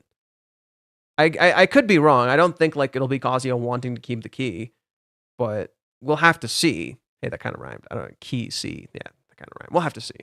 What if they see each other's names during the... During the 18 plus, huh? The key in his wallet is in his wallet, right? No, the key is in his... He has a key pouch. He has a key pouch. It's not in his wallet. That's what I mean. It would be a problem because the condom is also the wallet. No, it's not. It's not there. No. Could Kibe and Chizuru be bros? Not quite. Not quite. But they do have an interesting dynamic. Kazuya overarching theme is that he's just an average across the board is what makes him better than other male MCs. He doesn't rise to the top in the traditional sense, but in the ways you never expect. Yeah, through sheer will and perseverance. And Chizuru doesn't agree with what Kibe says here. Kibe says he's nothing special. Chizuru disagrees. She thinks he's very special. She thinks he's so special. There's something she doesn't see. The reason Chizuru wants to know is because she wants to recreate this. That's why Chizuru wants to know. She wants to know how she can make him happy. That's what Kibe's misunderstanding here. Chizuru is asking Kibe about Kazuya because she wants to know how she can make him happy. Kibe misunderstands it as, oh, don't worry, he'll make you happy. Chizuru wants to say, that's not my point. I want to know how I can make him happy. That's what she wants to know. That's why she keeps asking, what kind of person is he? What does he like? What does he enjoy? Right? What makes him happy? That's what she's asking. What makes Kazuya happy? Because I don't think I can give that to him. And I want to know how I can give it to him. I want to know how I can make him happy. And she doesn't think she can. And Kibe misunderstands. And it's like, yeah, I know. Kibe's like, oh, you must be in love. It's obvious. It's like, yeah, I know I'm in love, but I want to make him happy. That's the issue. It literally starts here. It literally starts here. Chapter 302? How did chapter 302 start? What was the basis for how this all started? Kazuya misunderstands what Chizuru said about the 100 card. Chizuru overhears him. She overhears him talking to Minnie. She overhears how she made him uncomfortable. And then she tells him, if it's from the person I love, I'd be happy. Okay, so she's like, she's literally saying, like, fucking, like, marry me, bro. It's just literally what she's saying. She gets dressed. She remembers the deadline. And then she goes to school. She goes to talk to Kibe. She says, I'd be happy if you asked me. But she goes to Kibe to ask him how she can make him happy. Because what happened earlier? He was unhappy. He was stressed out by what she said. So she's trying to be able to realize this stuff before it happens so she can deal with it without making him unhappy. That's what she's saying. I think Kibe is awesome. He's just reversed to a middle schooler brain when he's with buddies, since this is where they've met. I've had friends like that. Kibe is both good and terrible. Kibe is a homie, but he isn't. He's a homie in that he is supportive and he wants to help them out. He's kind of bad in that he doesn't understand people as well as he thinks he does, and he often gives people the wrong answers. He gets answers, but they don't. And Kibe can kind of really misunderstand what characters are going through a lot. He can be a very bad friend to Kazuya at times, and he can put a lot of pressure on him without meaning to. For instance, when he said Kazuya, I'd kill him if you two broke up. Well, that put pressure on Kazuya. Let's go back to that chapter. When Kibe fucking said that shit to Kazuya, that put pressure on him. Oh, why is it any of Kibe's business if they get together or not? Why does it matter if they break up? He literally says their relationship was built on weird circumstances. So why the fuck is Kibe giving Kazuya shit for this? Like, think about that for a second. But if you break up now, I'll disembowel you with a chainsaw. Don't worry, if you turn into a zombie, I'll cave in your skull. What a good friend. But it's still a lie that we're dating. It's not like we've completely cleansed ourselves of our sins. What sins? Why do you have to cleanse yourself of sin? If he were to know, he'd cut me down limb from limb. And he was saying something about a chainsaw. Even still, right? Kazuya sees this thing, and he starts getting anxious. Wait, I feel anxious? I've never felt such anxiety before. Yamori-san, are you home? He runs to Minnie. I need advice. I need help. I don't know how to deal with this. His friend caused him anxiety. They cleaned stuff up. They're buddies again. But he caused him fucking anxiety. Do you see how Kibe is both a good friend and a bad friend? Because he literally causes Kazuya anxiety. He could have just like not said that. And he realizes he fucked up in saying that. That's why when he's talking to Chizuru, he's just like, you know what, I said that, but still, I get it. You guys started an awkward fucking relationship. Like, that's what he says. I can find it. Where the fuck did it go? I guess I closed it. That's the point. Is like he realizes I fucked up. Right? He notices Chizuru. He realizes he said something wrong, and I get it. You're both adults, so there's no telling what'll happen. You know what? Maybe I shouldn't have said that. I fucked up. This is also Kibe's growing arc too. He's realizing how he's fucked up now. He's realizing how he's put pressure on the two without meaning to. He's realized how he's been doing shit wrong, and he realizes when he asks the question here, when he pays attention to Chizuru, he's like, you know what? Never mind. I can just see it on your face. It's right. It's your face says it all. I don't need an answer. You don't have to tell me anything. It's okay. You don't need to tell me anything. This is Kibe slowly learning when to back the fuck off, to mind his own business, and he does this a few times in the future too. Like when he sees Kazuya like stressing out about shit, he doesn't push him for answers. He stops pushing Kazuya for answers. He stops pushing Kazuya to do things for him. Rather, he's just like, you know what? Okay.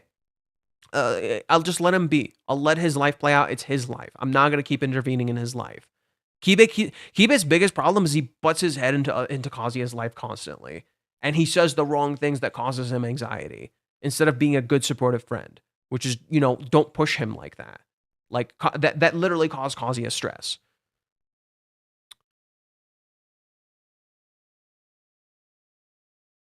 Minnie and Kazuya are two D students. This is why emotions are meant to come out and not held back, because a nuclear warhead waiting to explode if you wait too long. Kazuya's imaginary old man smell. It's about to get nuclear and man isn't at home, so I'm nuclear. I'm wild.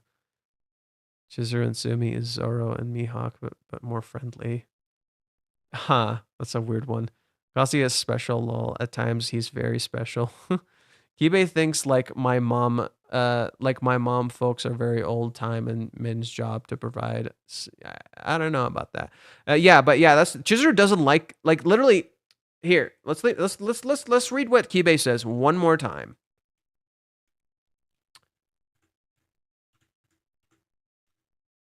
He cares about you more than anyone else in the world. He'll make you happy. No matter how I look at it, he's just has no business being able to you with another way. But a lot's happened. By the end of the day, he'll make you happy. Nothing's changed in my mind about that. Now let's go to the date. What does Chizuru say in the date? Chizuru says a very specific line in the date that I want you to think about very carefully.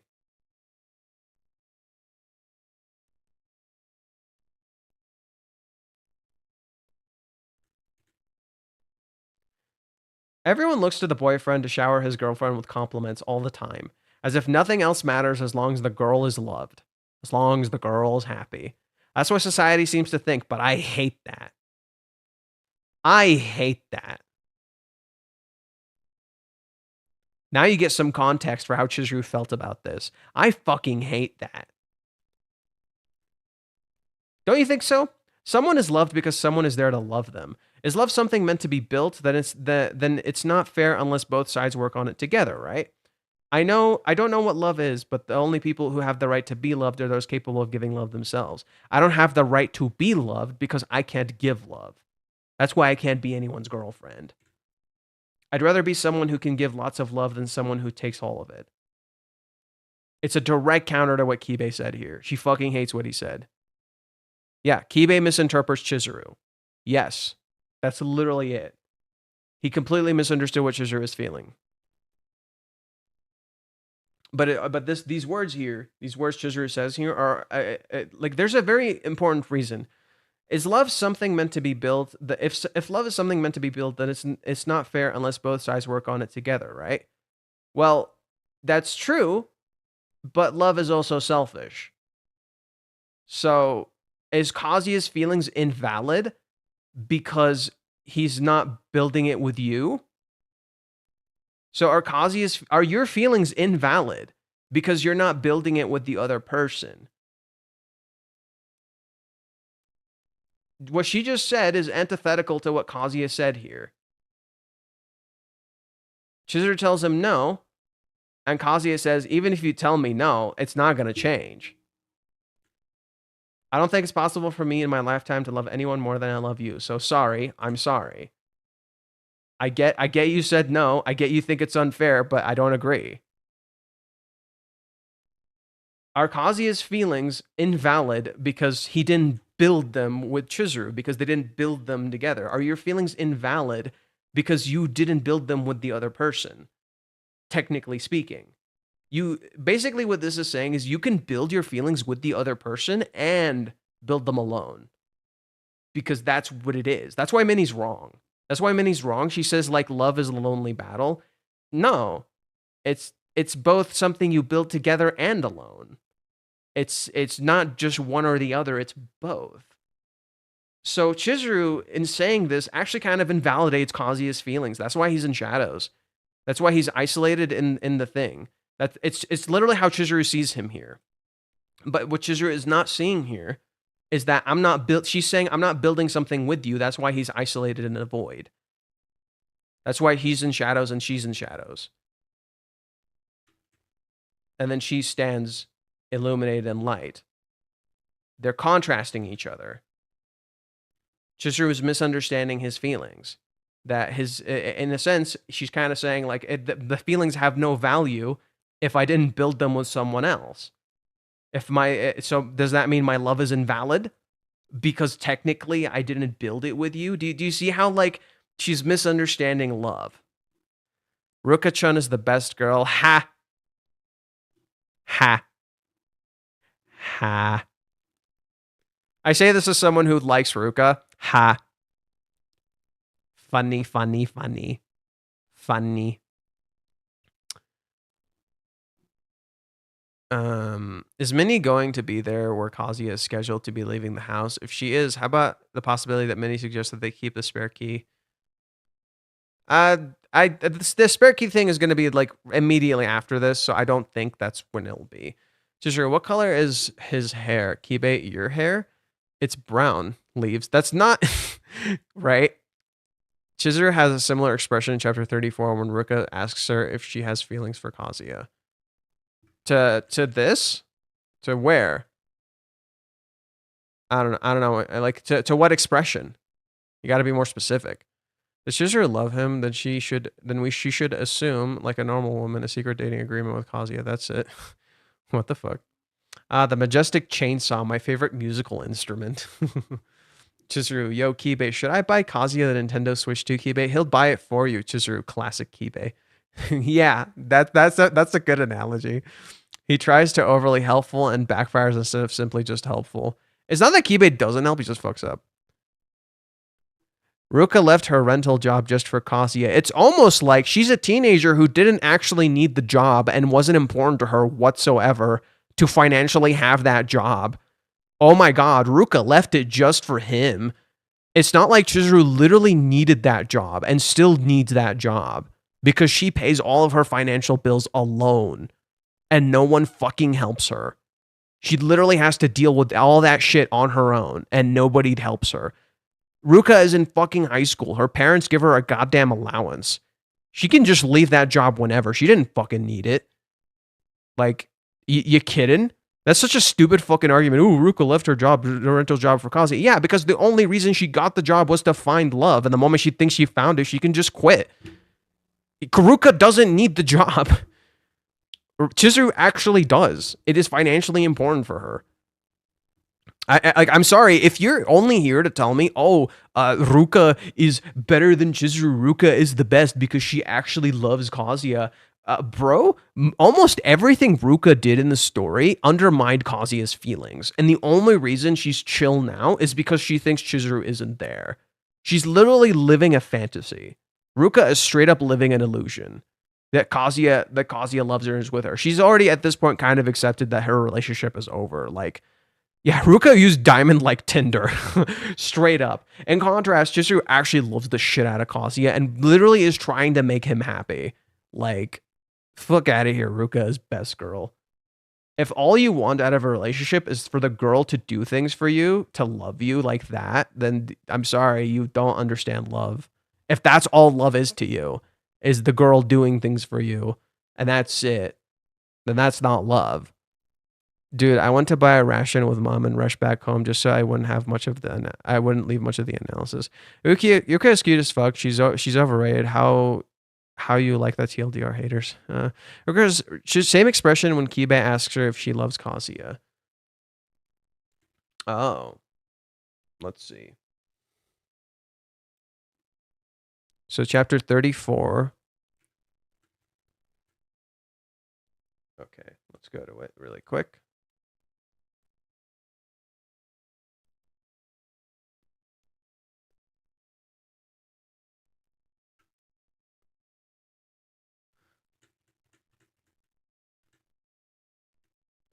Tell me, you like Kazuya, don't you?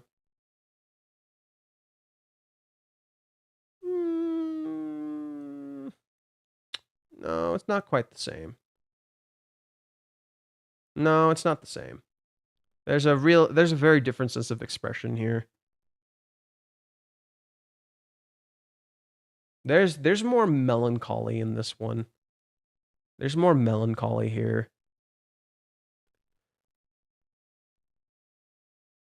Yeah, no, there's more melancholy here. Whereas here she's just like, fuck, I'm pathetic. Here she's just like, yeah, Ruka kind of has a point and I hate myself. Here she's like, damn it, I'm pathetic. So no, it's a different expression. Tell me your suggestion. Who's the best girl for Kazuya? Chizuru without question.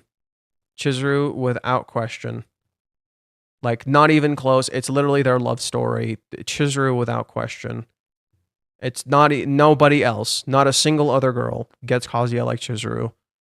She's the one who understood him from the start of the fucking series. She's the one who was always on his side from the start of the series when everybody else saw the worst in his character. What the fuck?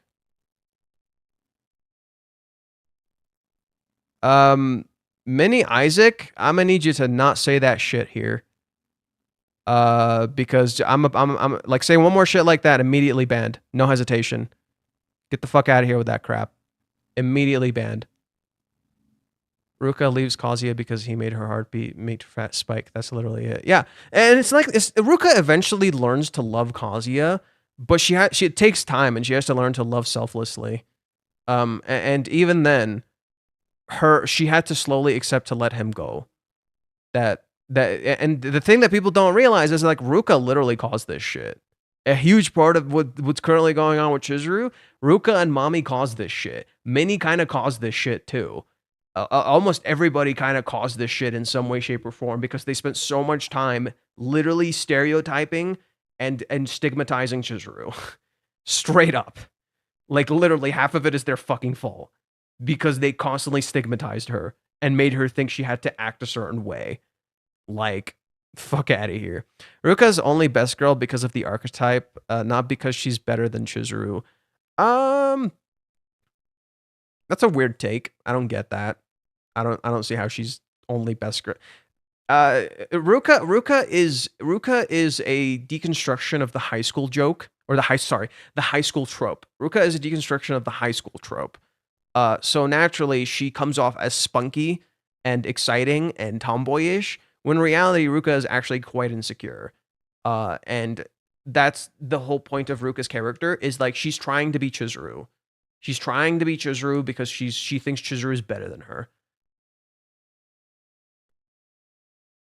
But I don't know. Ruka is just popular amongst people because she's so feisty and exciting, and she constantly like seemingly speaks her mind and does what she wants. But Ruka is a very selfish character that slowly learns how to be selfless. That slowly understands the value of real love, which is to actually be a little bit selfless, not just selfish. That's literally the challenge of her arc in Hawaiians. In Hawaiians, Ruka is just being completely selfish. And she refuses to see Kazuya and has feelings at all until the very end, when she finally has to like make a decision. And it's like, okay, what are you going to decide? Are you going to be the villain just to get what you want? Or are you actually going to put him first for one fucking second? And she does. She chooses, you know what? That's what love is. Love is accepting people and having them part of your life. That's why Nagomi is the reason she thinks that. Nagomi just tells her, I like you here because I like who you are. That's it. That's the only reason I want you here. I enjoy your company. And that's why Ruka decides in that moment, you know what? Fine, I'll actually let him be happy because I'm just enjoying. I want to accept him as I was accepted. They accepted me. I want to accept him too. And that's what she decides in the end. That's why when Mami tries to get Ruka to side with her, she picked the wrong person. Ruka is not Mami. Ruka would not do what Mami does.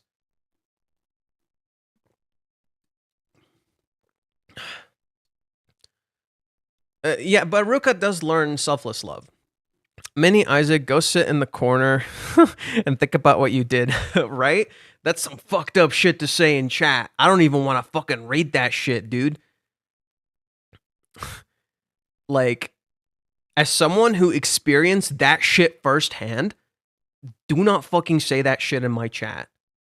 As someone who experienced that shit firsthand, do not say that shit in my chat.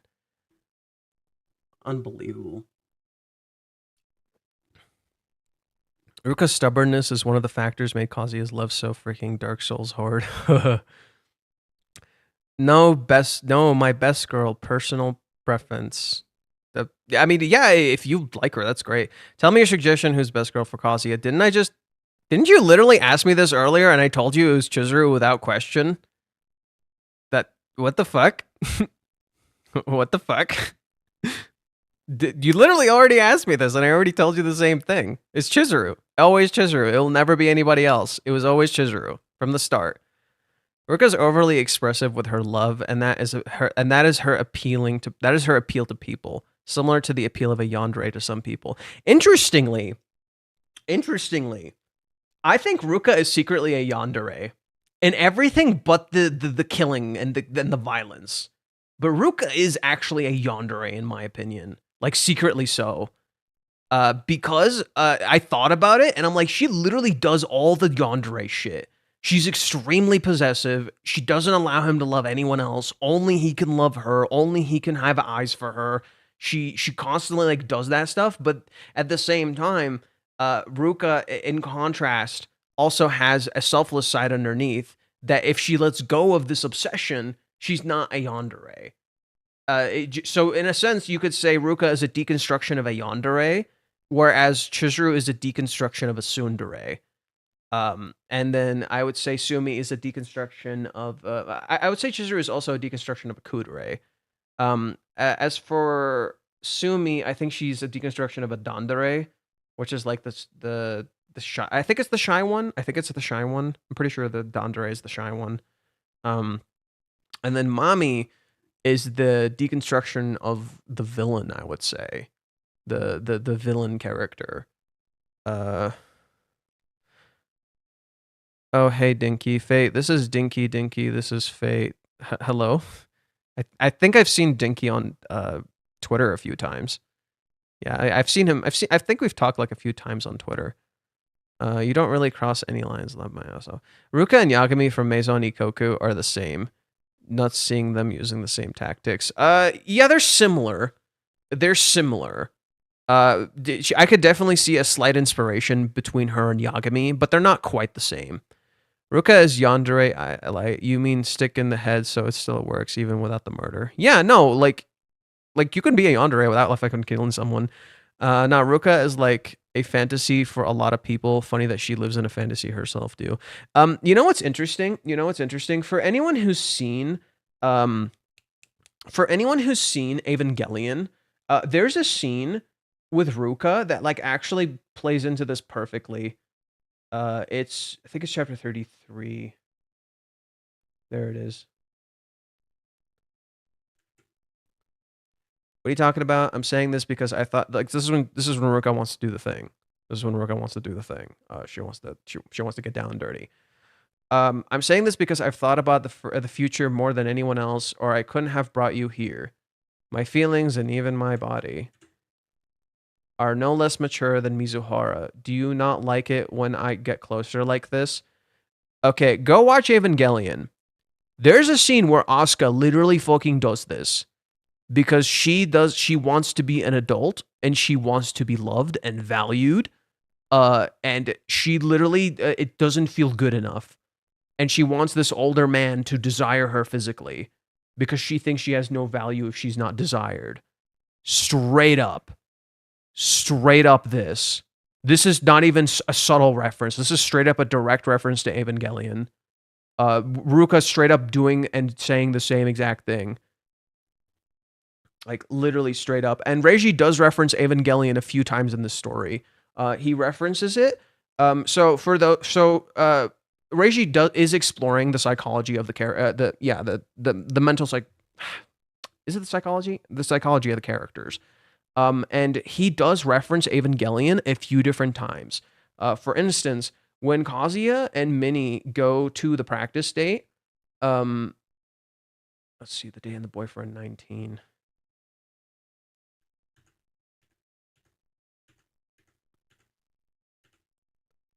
Trying to get a good picture of Minnie's hoodie. Let's go to the next one. Read next.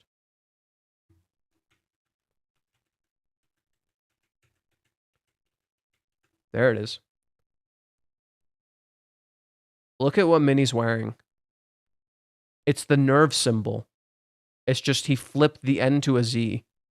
Minnie's wearing an Evangelion shirt or an Evangelion hoodie. And the Reiji directly nods to Evangelion again when he was doing the time of the month arc, when Chizuru was going through her time of the month. Yeah, when they were doing that, her medicine, a real medicine called Eve, he makes it Ava. He has Kazuya sit exactly like Shinji. He has Chizuru taking medication just like Asuka in that arc also has to go through her period. In Evangelion, Asuka literally has to go through her period at that time too. Except Kazuya is not Shinji. Whereas Shinji feels useless and Kazuya starts to call himself useless, and Shinji can't do anything, Kazuya can actually do something. And he does help. And he sees how his actions, even though they appeared like they were useless at first, actually helped. And Chizuru is not Asuka. She will reach out for help. Whereas Asuka tries to deal with it alone and gets pissed off. The characters are not those characters. Ow. Ow, I bumped my tooth. So Reiji is exploring this psychology with the characters. And there is a chapter. There is a chapter in this arc where when Kazuya and Chizuru are on the date. First try. So the wording here in this is very subtle. They use the words for crane pose. So Chizuru's doing a crane pose. And and it's a pose that can cramp your arms up. And Chizuru's name means 1,000 paper cranes. There are 3 cranes here. And this is kind of important because there's 3 Chizurus in this chapter. There's the mask Chizuru that she wears, the mask that she wears. There is the child Chizuru hidden in shadows. And here's the Chizuru who can see Kazuya and call him cool. And here's Chizuru putting on the smile in the very end once again. There are 3 Chizurus here. The adult, the parent, and the child. All of these are present here. This is the obedient child. Thank you for the meal. This is the sensible adult. Right? This is the sensible adult who makes the smart decisions. And this is the parent. I'd say something like that is pretty cool. The parent that plays along. There are 3 Chizurus in this arc, but the real one, the one that's hidden underneath, the one that's constantly in shadows, the child, that's the real Chizuru. That's why the arc when they were what am I trying to say? The arc when they go to the nursery is so important for Chizuru's character. Because it is Chizuru literally talking to a kid and telling that kid she is loved. That she is cared for. Like she literally wants to hear. Chizuru weighs around 117 pounds. Doing the crane pose isn't going to be hard for her. Yeah, but they're not. It's not about it actually being hard for her. That's not what they're saying. They're using wordplay. They're literally using wordplay here. They're using the wordplay to be like, because the word cramp sounds like the word crane in Japanese. And then the word crane is literally in Chizuru's name. There's 3. They use 3 cranes here. And so that's what they were going for. There's literally 3 Chizurus here. There's the crane, there's the cramp, and there is Chizuru herself. The three Chizurus, 3 cranes. Okay, so let's yeah, I was supposed to go through Reddit. We never did. I want to read what Crumpy wrote, or not Crumpy, Verkez. What Verkez wrote. It's clear that Chizuru doesn't want to let go of Kazuya. Yeah, it looks like it. He will probably learn about this image next chapter. I hope this will make Chizuru rejection a bit more understandable. Wait, is he? He's responding to someone. I think. Oh, this is from my previous. Oh, okay. Never mind. He's not responding to anyone. We did not learn about her image of Kazuya. The chapter indeed gave us a little more insight into the rejection. Let's see how long this analysis is going to get this time. I have to give a personal impression first. The chapter hits hard. You will know that you have understood Chizuru when you cry with her, or when you at least understand why people would. Kazuya has not yet understood her. Please take the time to look at Chizuru. Pay special attention to her eyes and her mouth.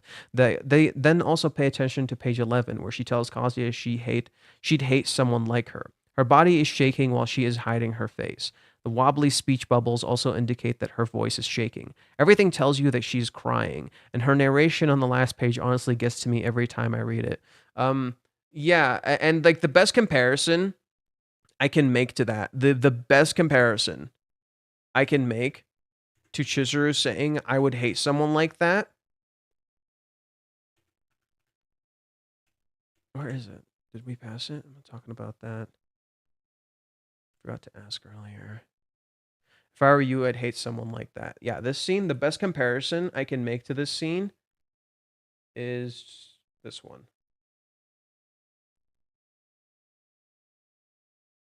This is the best comparison I can make to this scene. I'm really sorry, Mizuhara. Really, what am I as a person? I fucking hate myself. Why am I like this? Why do I do this? I hate myself.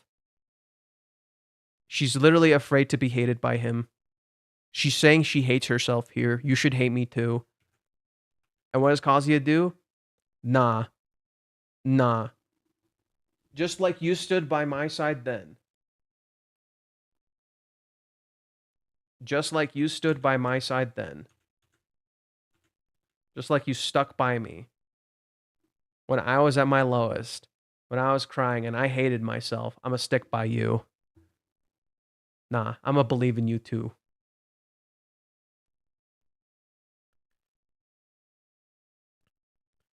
Okay, from the beginning. This is from Chizuru's perspective, so we don't see Kazuya's thoughts. We also don't see Chizuru's thoughts, but we have her narration. Edit, disclaimer. I personally believe that Chizuru loves Kazuya. If I imply she doesn't, then I'm talking from Chizuru's perspective. She has the wrong idea of what love is. Kazuya carrying her through the empty streets. Chizuru hides her face behind his back most of the time. She tells him that she's sorry. The last thing she said was that she might be heavy, so Kazuya assumes that she might still be talking about that. But Chizuru's not talking about that. It's about the rejection, of course. Kazuya shows understanding. He tells her not to worry about that her feelings are what's important. Yup. And she hates that. Even now, he's only thinking about her. She can't believe how kind she is. She just rejected him, but that doesn't make him treat her any different. And then Kazuya asks if he can keep loving her just a little bit longer. I almost don't dare to tell you how else said almost exact words, but that was before Chizuru could reject him. The person didn't want to be rejected because it would have meant he couldn't keep loving her. Now Kazuya asked the same question despite her rejection. Bro wrote the same shit as me. Bro wrote the same shit as me. Let's fucking go. He wrote the same fucking shit. Oh my god, Verkez, I hope you watch this in the future and you know I was thinking the same fucking shit. Straight up. I wrote this. I wrote that. Here, I'm gonna just read. I'm gonna pull it up. I wrote this too. I wrote this too. I gotta find it.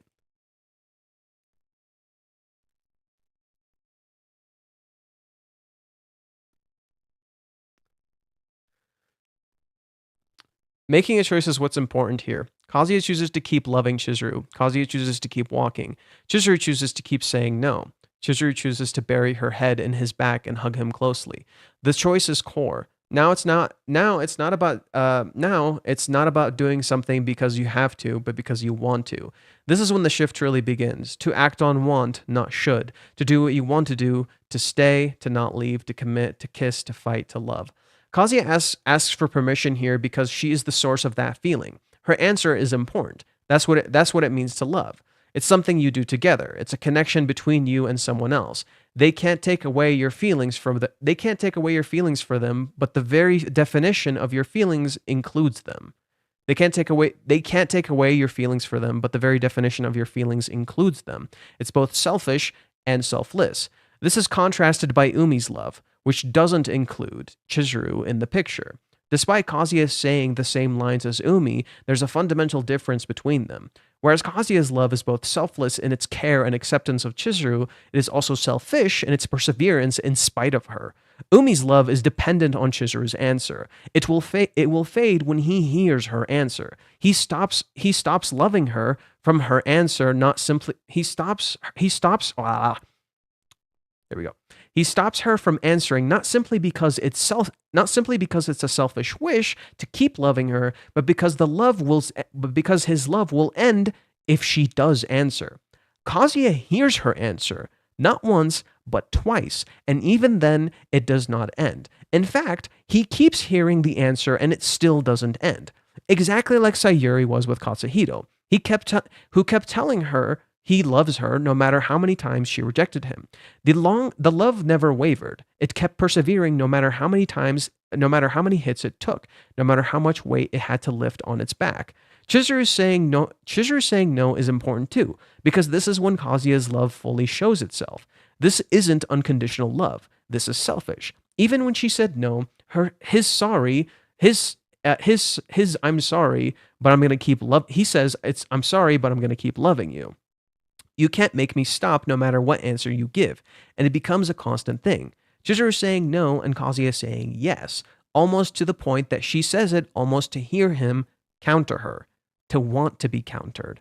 This seemingly selfless act is actually pretty selfish, not just from Kazuya but Chizuru too. This is them learning to be selfish, to let themselves be selfish. Chizuru's "I'm sorry" is her being selfish. So Kazuya's counter by saying "I'm sorry" to her selfless no. So she's saying "I'm sorry" is her being kind of selfish. So Kazuya countering her by saying "I'm sorry" to her selfless no. And as she continues to try to selflessly say no, the meaning of it shifts. She now says it not to stop him, but to selfishly hear him try and keep trying to counter her, to say otherwise. Just as Kazuya is also taking pleasure in responding. They're both helping each other and themselves, selfless and selfish. This is love, to care for ourselves and those we love. It's both my choice and yours. I want you to have a choice, but I get one too. Even if your answer is as important as mine. Even if your answer is important, so is mine. Just as she can't stop saying no, neither can he stop saying yes. It's a battle of attrition, but rather than having one lose and one win, both of them are winning and losing. This is the fundamental difference between Umi and Kazuya, the perseverance of love, the choice to define ourselves with love rather than fear, to face the pain head on and persevere. I hate my ADHD. Had to pause the stream for a few seconds, forgot to hit play again in like 20 minutes. Oh, sorry. It's getting late, lol. Oh, tell me about it. Tell me about it. I know it's getting late. But yeah, we were at the same shit. Let's fucking go. She chose to reject him so he would not be stuck on her. So she tells him that he can't. Yeah, so Chizuru tells that to Kazuya despite that. Kazuya is confused. Even if she tells him that, there's no way he can just stop loving her. His feelings won't just suddenly change. Chizuru tells him that it isn't right. It isn't right that he keeps loving her. She made him wait, and she still couldn't give him an answer for her feelings. Yet here she is borrowing his shoulders again. She's deliberately referring to the cheer update here, and it looks like she's indeed crying when she says that she would hate herself. Kazuya doesn't get the last reference and talks about the blister again. Why would he not help her? Chizuru can't see that he didn't understand, but she doesn't know what to say. Then Kazuya just honestly tells her that he promised he would wait for her, and he doesn't think it's possible for him to love anyone more than he loves her. He's referring to the promise in chapter 242 and to his realization in chapter 283. He apologizes for not being able to respect that wish of hers. Chizuru seems almost desperate now. She tells him that he absolutely can't keep loving her. This is the worst outcome Chizuru could have imagined. It took all her strength to reject Kazuya. She rejected him because she couldn't fall in love with him no matter how hard she tried. And she also couldn't truly make him happy no matter how hard she tried. She couldn't give him anything. She's just completely useless to him. He will never be happy. He'll never get married. He needs to find someone who will love him back. He needs to let go of her. It has to be him. She's too weak for that. He's offered her his back and she just couldn't help but take his offer. He's always too kind for his own good. How can he not see that she's just dragging him down? He even told her he didn't make plans for his future because he was only thinking of her. Chapter 375. She's hurting his chances. She needs to think about him. He needs to think about himself for once. Chizuru desperately wants Kazuya to be happy, so much so that she rejects her own desire to be close to him. For the rest of the chapter, she refuses to hear his argument. We get more narration from Chizuru. Though those are hindsight thoughts about the current situation, it is the most objective view we will get. She tells us that she didn't lie about anything. She talked about that day, and that her feelings and her decisions were pathetically sincere. This has quite a few implications about what I want to highlight here is that Chizuru did not lie to Kazuya anywhere in the date. If there seems to be contradictions then you misunderstood something. There should be no contradictions if you tell nothing but the truth. Chizuru further tells us that she felt guilty for not being able to come up with an answer and for the desperation to put it off any longer for his sake. She was quite confident that she started the investigation. She thought that she should fall in love with Kazuya for sure if she allowed herself to do so. It did not happen. She became more and more desperate. She had told him to wait and then she couldn't do anything. She wondered if she could make a relationship work if she didn't love him. Chapter 319. She wanted to prove to him and herself that she could make him happy on that day. He also told her that he could make her fall in love with him, chapter 316. So maybe he was actually able to do it. It didn't happen. He never told her that he was happy, and she never fell in love with him. She knew she would have to give up eventually if nothing happened. She rejected him for his sake. She tells us that she felt awful that only their shadows were together. She blames herself that it didn't work out, so it was her who couldn't fall in love. It was her who couldn't make him happy. The last thing she tells us is as random as it is beautifully sad. As she says, as she saw his back, she suddenly wondered about his smell. She'd never been this close to him for so long, so she buried her head into his back, and she tells us that his smell reminded her a little bit of her grandfather Katsuhito. I don't have to tell you what it means that he reminds her of the person she loved more than anything in the world, do I? I hope you understand what that smell would trigger. It is completely clear to her that which she just rejected, the feeling of lost must absolutely crush her and bring her to tears. And while the feeling takes over, she keeps stubbornly telling him to let her go. What next? The teaser for next time is spare key. It is the word Kazuya used for his own key to Chizuru's home in chapter 258. So it's likely that it will refer to Kazuya's key. I'll keep referring to my explanation of the investigation record because I already outlined here what I think will happen, and nothing has changed that yet that would change my prediction. The fight has already started. It didn't even start with Kazuya asking about the rejection. It started because he asked if he could keep loving Chizuru, which she denied. They confused Kazuya more than anything. This has to lead him to the question why she insisted that he can't keep loving her. What does she want? He's confused. He wants to understand. If Kazuya took a good look at Chizuru right now, he would instantly worry. She's just as sad right now as she was at the end of the cheer update. What happened? Where's this coming from? He must feel helpless. How can he make her feel better? He would do anything, but no matter what she tells him, it doesn't feel like him leaving would do the trick. He must rather feel the desire to hug her and hold her tightly. She needs to tell him what made her sad so suddenly. No, he won't accept. I'm fine. She obviously isn't. Countdown. Right now, Chizuru would just tell Kazuya to move out tomorrow, but Kazuya can't leave her alone like this.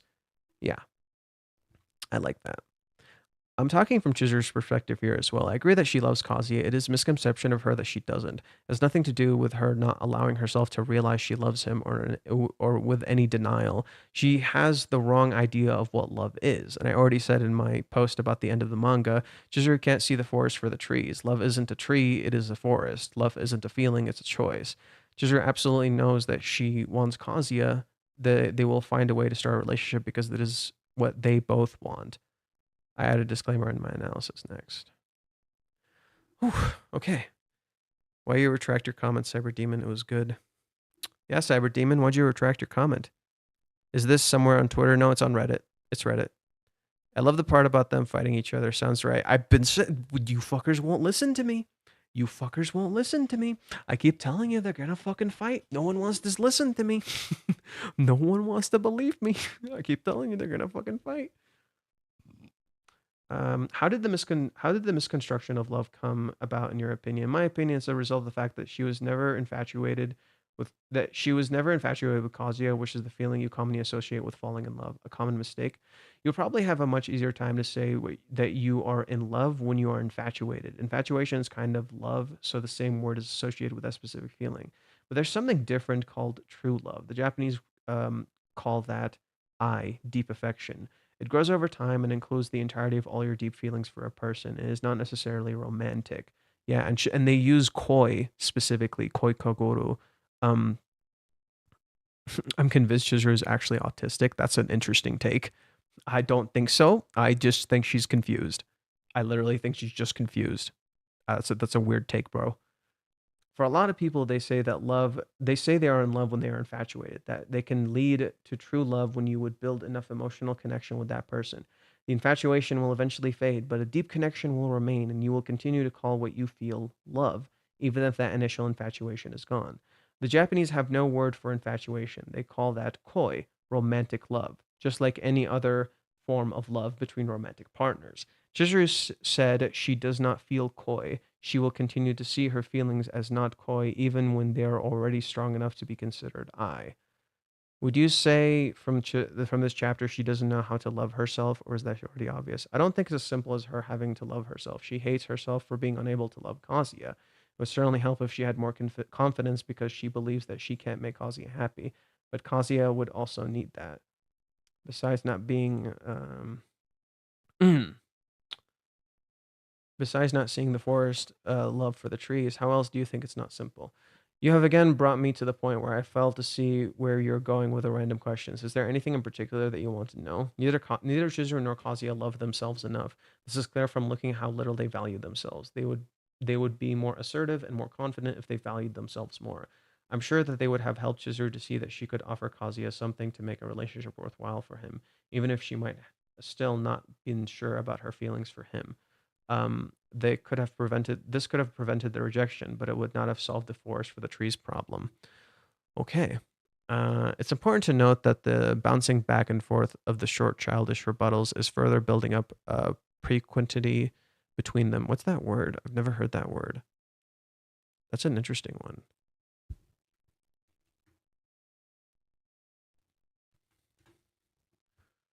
The state of being so close to someone, something, proximity. Oh, okay. Makes sense. My theory for the future of the Shadows Chizuru will stay. Okay, we're not going to read that. Nope. You've already started fighting, although very mildly. You know what? I can see Chizuru having autism. No, she doesn't. This week's serious discussion is very good. Usually the smell triggers memories. Not sure how it works backwards. I find difficult for him to actually smell a bit like her grandpa physically. Maybe it's a backwards the love she felt for. I don't think she literally smells her grandpa. I think she smells the scent of him, or she thinks she smells the scent of him because she's becoming so much of a child. She's literally smelling his scent. I wrote something for it. Let me pull it up. I wrote something for it.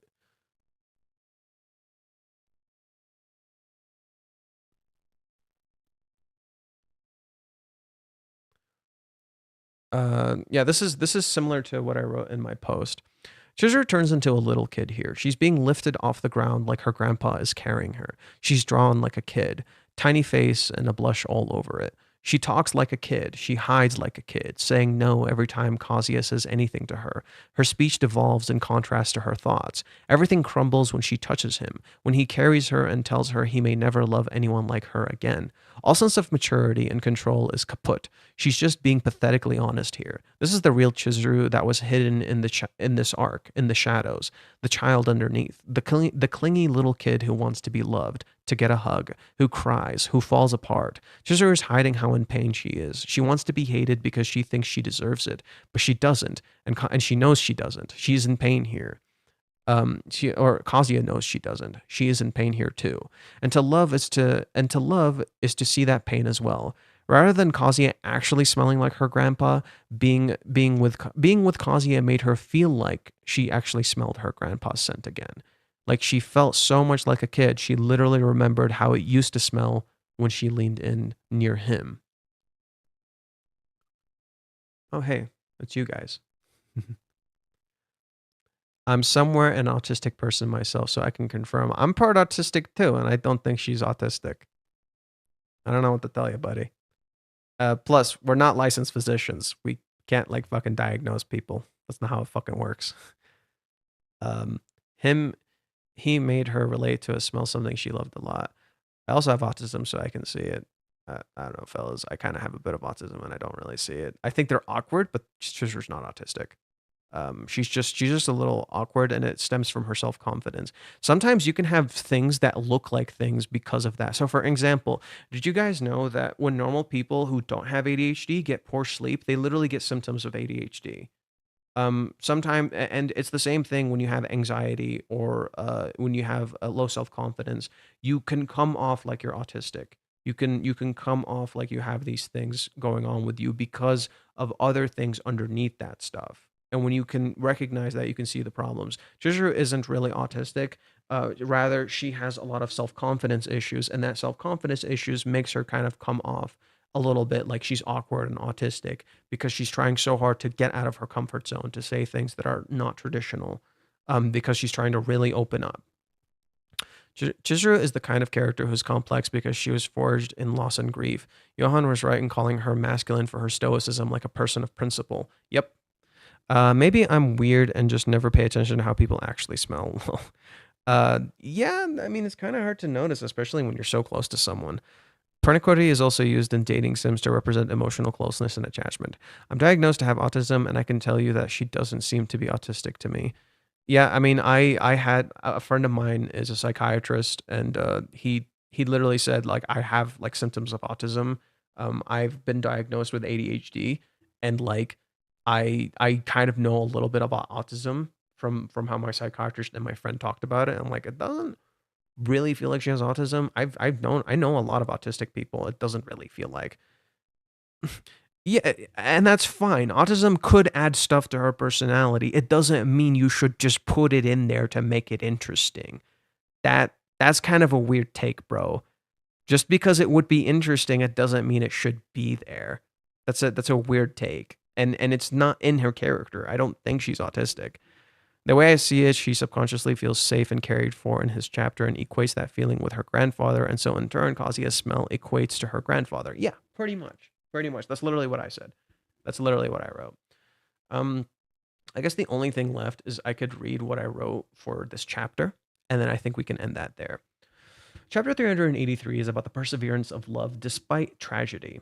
It's about continuing to walk forward, to define ourselves with love, to keep believing in the love, and to keep believing in the people we love, to never give up on our love for those that we love. That's what love is. I said love a fuck ton of times here on purpose because they keep saying no, yes, no, yes, no, yes, no, back and back to each other. So I just kind of wanted to mimic that. Just a little backstory for what I was thinking when I was writing this. In life, things don't just end. Kazuya's love doesn't just end in the moment he was rejected. Chizuru's love for her grandpa didn't end when he died. It persevered. That's what grief is, the perseverance of love. The relationship doesn't just end just because they aren't together. The relationship doesn't end just because they're not together. They don't stop even when they are told no, because that's not how emotions work. We can't just turn them off. We can't just magically change them into something else. Our mind is not a machine. It desires connection and love, and we cannot stop it from being what it is. This chapter embodies that idea in many ways, whether it be more direct ways like Kazuya continuing to love Chizuru no matter what, or in more subtle ways like Chizuru wanting to hold Kazuya but feeling awful about it. You can't turn off the desire. It is a part of us. We're going to skip this part. Oh yeah, there were some interesting things that about the chapter that we didn't mention. In the final page, the words on the floor read "stop." So this words right here, they read "stop." And you can see that in the very beginning, if you look very closely here, these are the same words right here. It says "stop." It's also in the opening spread. This is contrasted by Kazuya continuing to walk while Chizuru continues to talk. It mirrors their inability to stop moving forward, to love, to desire. Another cool detail about the opening, it starts completely silent, focusing specifically on the element of touch from Chizuru's side, but the spread is from Kazuya's front. Drink some water. Okay, so the opening so the opening the opening focuses on touch, but it's from Chizuru's back and it shows Kazuya's front, while the end is Chizuru's back and the page is surrounded by words with the characters in the center of the page. So notice how it starts specifically with the element of touching. The only thing not touching, Chizuru's foot is not touching the ground. So she's touched her leg, her lower half is touching him, her upper half is touching him, but her feet are not touching the ground. That's kind of an important detail here, that she feels like she's flying even though she's literally everything but her feet are touching something. Her hands are touching, her upper body's touching, her lower body's touching, but her feet are not touching the ground. So specifically the element of touch except for the ground. It's like she's literally being lifted up into heaven. Right? So she's literally getting everything she wants and she's not on the ground. It's anything but grounded. Chizuru is literally not grounded here. She's literally anything but grounded, anything but under control. And again, we start with silence. We start from Kazuya's front and it's silent. And here it's Chizuru's back and all their words and her feelings and her thoughts. Again, that's contrast being played into a whole new world. Yeah, yeah, totally. The spread is also overwhelming, the city seemingly consuming the two. Let's show this. So the spread feels overwhelming. The city is bigger than them to the point that the sky is even fading a little bit. Oh, come on. There we go. The road feels large and they small, but the end is free. The end is free. There is a light in front of them. Words surround them now instead of walls. There's the walls. Did you notice how the walls disappear? There's no more walls anymore. Now it's just words surrounding them. The road ahead is clear. They feel closer now than far away. The contrast between close and far is important here. The chapter starts with them touching, but the spread is far away from them. It highlights the distance between them that shrinks more and more as the chapter continues until we reach the end where the distance matches them. Remember how I said Kazuya is better than us? This is what I mean. While others were quick to hate Chizuru, Kazuya doesn't. She was there for him when no one else was. She saw him when no one else did. So now it's his turn to see her, to be there for her when she's down. Kazuya is not blind. He accepts the pain and sadness of the world around him, but he chooses to define himself with love despite that. A trait he always had in him that blossomed thanks to Chizuru. Love is what keeps us going. Why we keep Love is what keeps us going. Why we don't stop walking. Why we keep fighting. Sayuri said these exact words in her deathbed. There aren't many simple choices,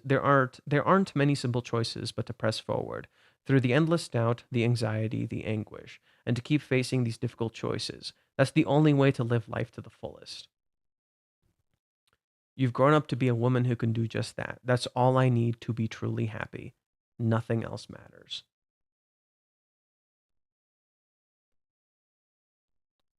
To keep facing those difficult choices because that's the only way to live life to the fullest. If we can do that, that's all we need to be happy. As she hugs Chizuru. I love you so much, Chizuru. You are my pride and joy. In the cheer update, Chizuru wants Kazuya to hug her. She literally remembers Sayuri hugging her as a kid.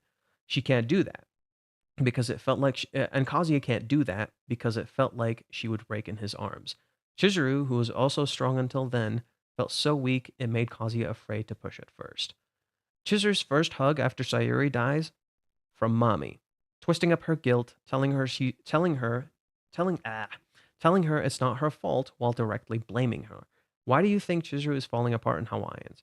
Mommy literally told her she lied to her grandma on her deathbed when Sayuri didn't care about that. The first proper hug Chizuru gets? From Sumi, on her birthday, after her coworkers used her birthday for clicks and likes. Chizuru didn't get a proper hug from anyone for over 4 months. She held it in, carried this pain and weight on her own. She couldn't tell anyone. Chizuru just wanted Kazuya to hug her. She wanted to hug him, but she couldn't tell him. The current chapter mirrors when they first visit the home and Kazuya picks up all of her grandpa's rocks, and you can see her hugging a cardboard box in the shadows, watching him. She's literally hugging the cardboard box while thinking of him. Now she finally gets to hug him, literally touch the person she's always wanted to touch, but she feels bad about it, undeserving of this happiness. Her words say no, but her face is hidden. Her face that's hidden is red as a beet, never once breaking the blush, always losing it, no matter the panel. Chizuru turns into a little kid here. She's being lifted up off the ground like her grandpa is carrying her. She's drawn like a little kid, tiny face, blush and all. She talks like a kid, saying no every time Kazuya says anything. I think I read this earlier. Everything crumbles. This is Chizuru being a kid. This is Chizuru underneath the things she's hiding, the kid that's underneath it all. The clean little kid who wants to be loved, who cries, who falls apart. Chizuru is hiding how in pain she is. Yeah, as a contrast to Kazuya. I specifically showed you guys this earlier. Okay, so now we get into the interesting thing. Someone mentioned this to me, and I researched it. I'm like, shit, it kind of clicks. Someone pointed out the way love is spelled in this arc is koi kokoro, which is, romantic love. Romantic love means koi. The word that means the feeling of love or a heart full of love. This sounds like a fish. This sounds like the fish, koi. the fish that goes up waterfalls, the one that represents perseverance, determination, and overcoming adversity. This is why the day doesn't start with sunshine and rainbows, but with a heavy, brutal rain that borders on a horror film. This is the cruel reality they must face, accept and overcome while still choosing love, to keep fighting through the pain and the doubt to get where they want. The koi fish has a legend about a school of koi swimming upstream until they reach the river's end and encounter a powerful waterfall known as the Dragon's Gate. And while many koi turned back, others persevered. In the end, after 100 years of effort, only one determined koi reached the top. The gods, impressed with its perseverance, transformed the koi into a golden dragon, a symbol of strength, power, and good fortune.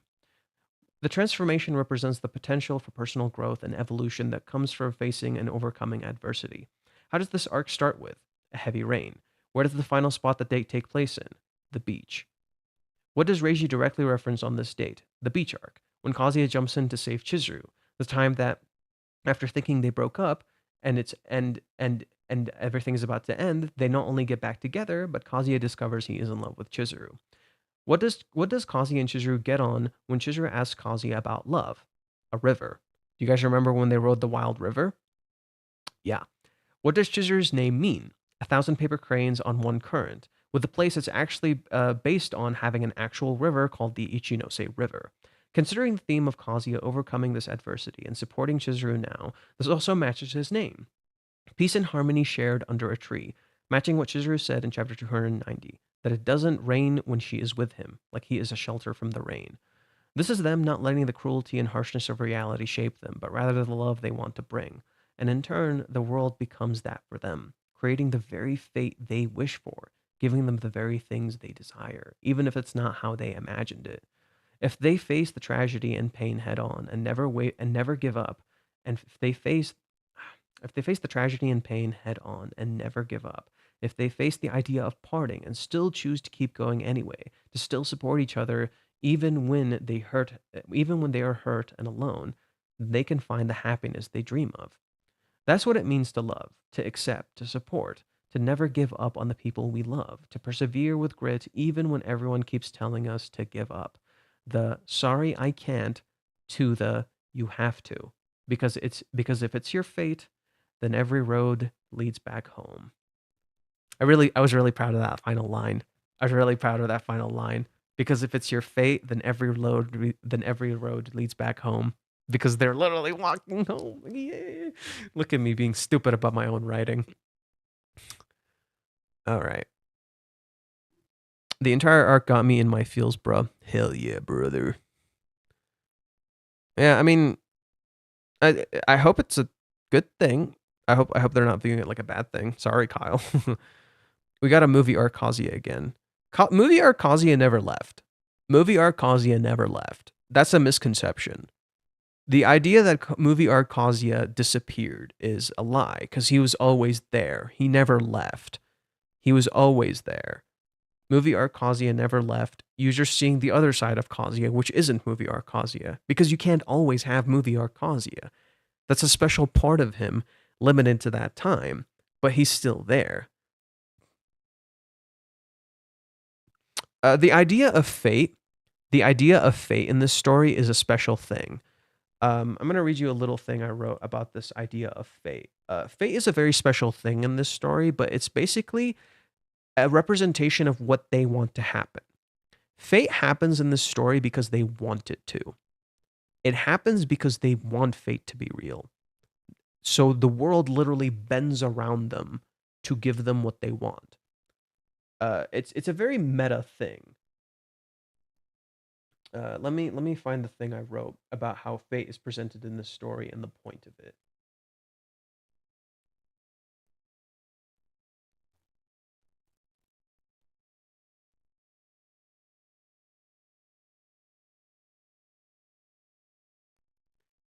The cliches in these stories are literally characters getting to live their fantasies now. It gives an almost meta meaning to the tropes we're all too familiar with, reframing them to be something the characters get to have despite the often harsh reality they find themselves in. That they also get to live out these silly, cute cliches, turn this cruel reality into a beautiful fiction. A magical story where impossible dreams come true about without giving up who you are, Effort is rewarded and isn't treated like it's pointless, and feelings we carry alone are reciprocated and accepted by another. Not the denial of reality, but the acceptance of it and choosing to be more than just what is handed to us, to believe in something greater. This is why the story has the theme of fate, questioning if it's a coincidence or if it's destined. It's the characters wanting to believe in fate despite the reality saying otherwise. This is why the date doesn't start with sunshine and rainbows, but with a heavy, brutal rain that borders on a horror film. They want it to be fate, so naturally it becomes fate. That's what I mean. That's what makes fate so interesting in the story as a concept.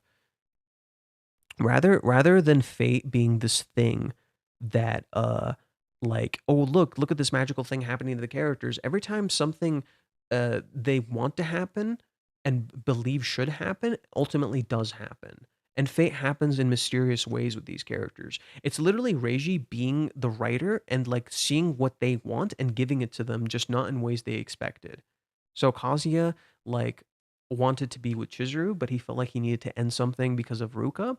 So Reiji has that incident with Sayuri happen, and that incident allows Kazuya to really be there for Chizuru in ways that he never imagined he could be before.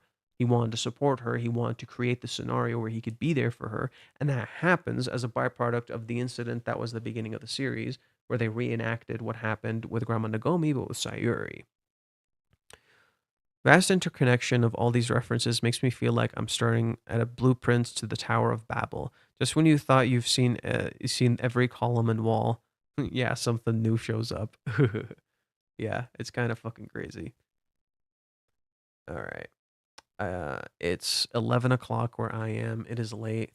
I think it's a good a time as any to stop. I've been streaming for roughly 3 hours, and I'll need to get some rest and condense this stuff and upload some videos and work on some things.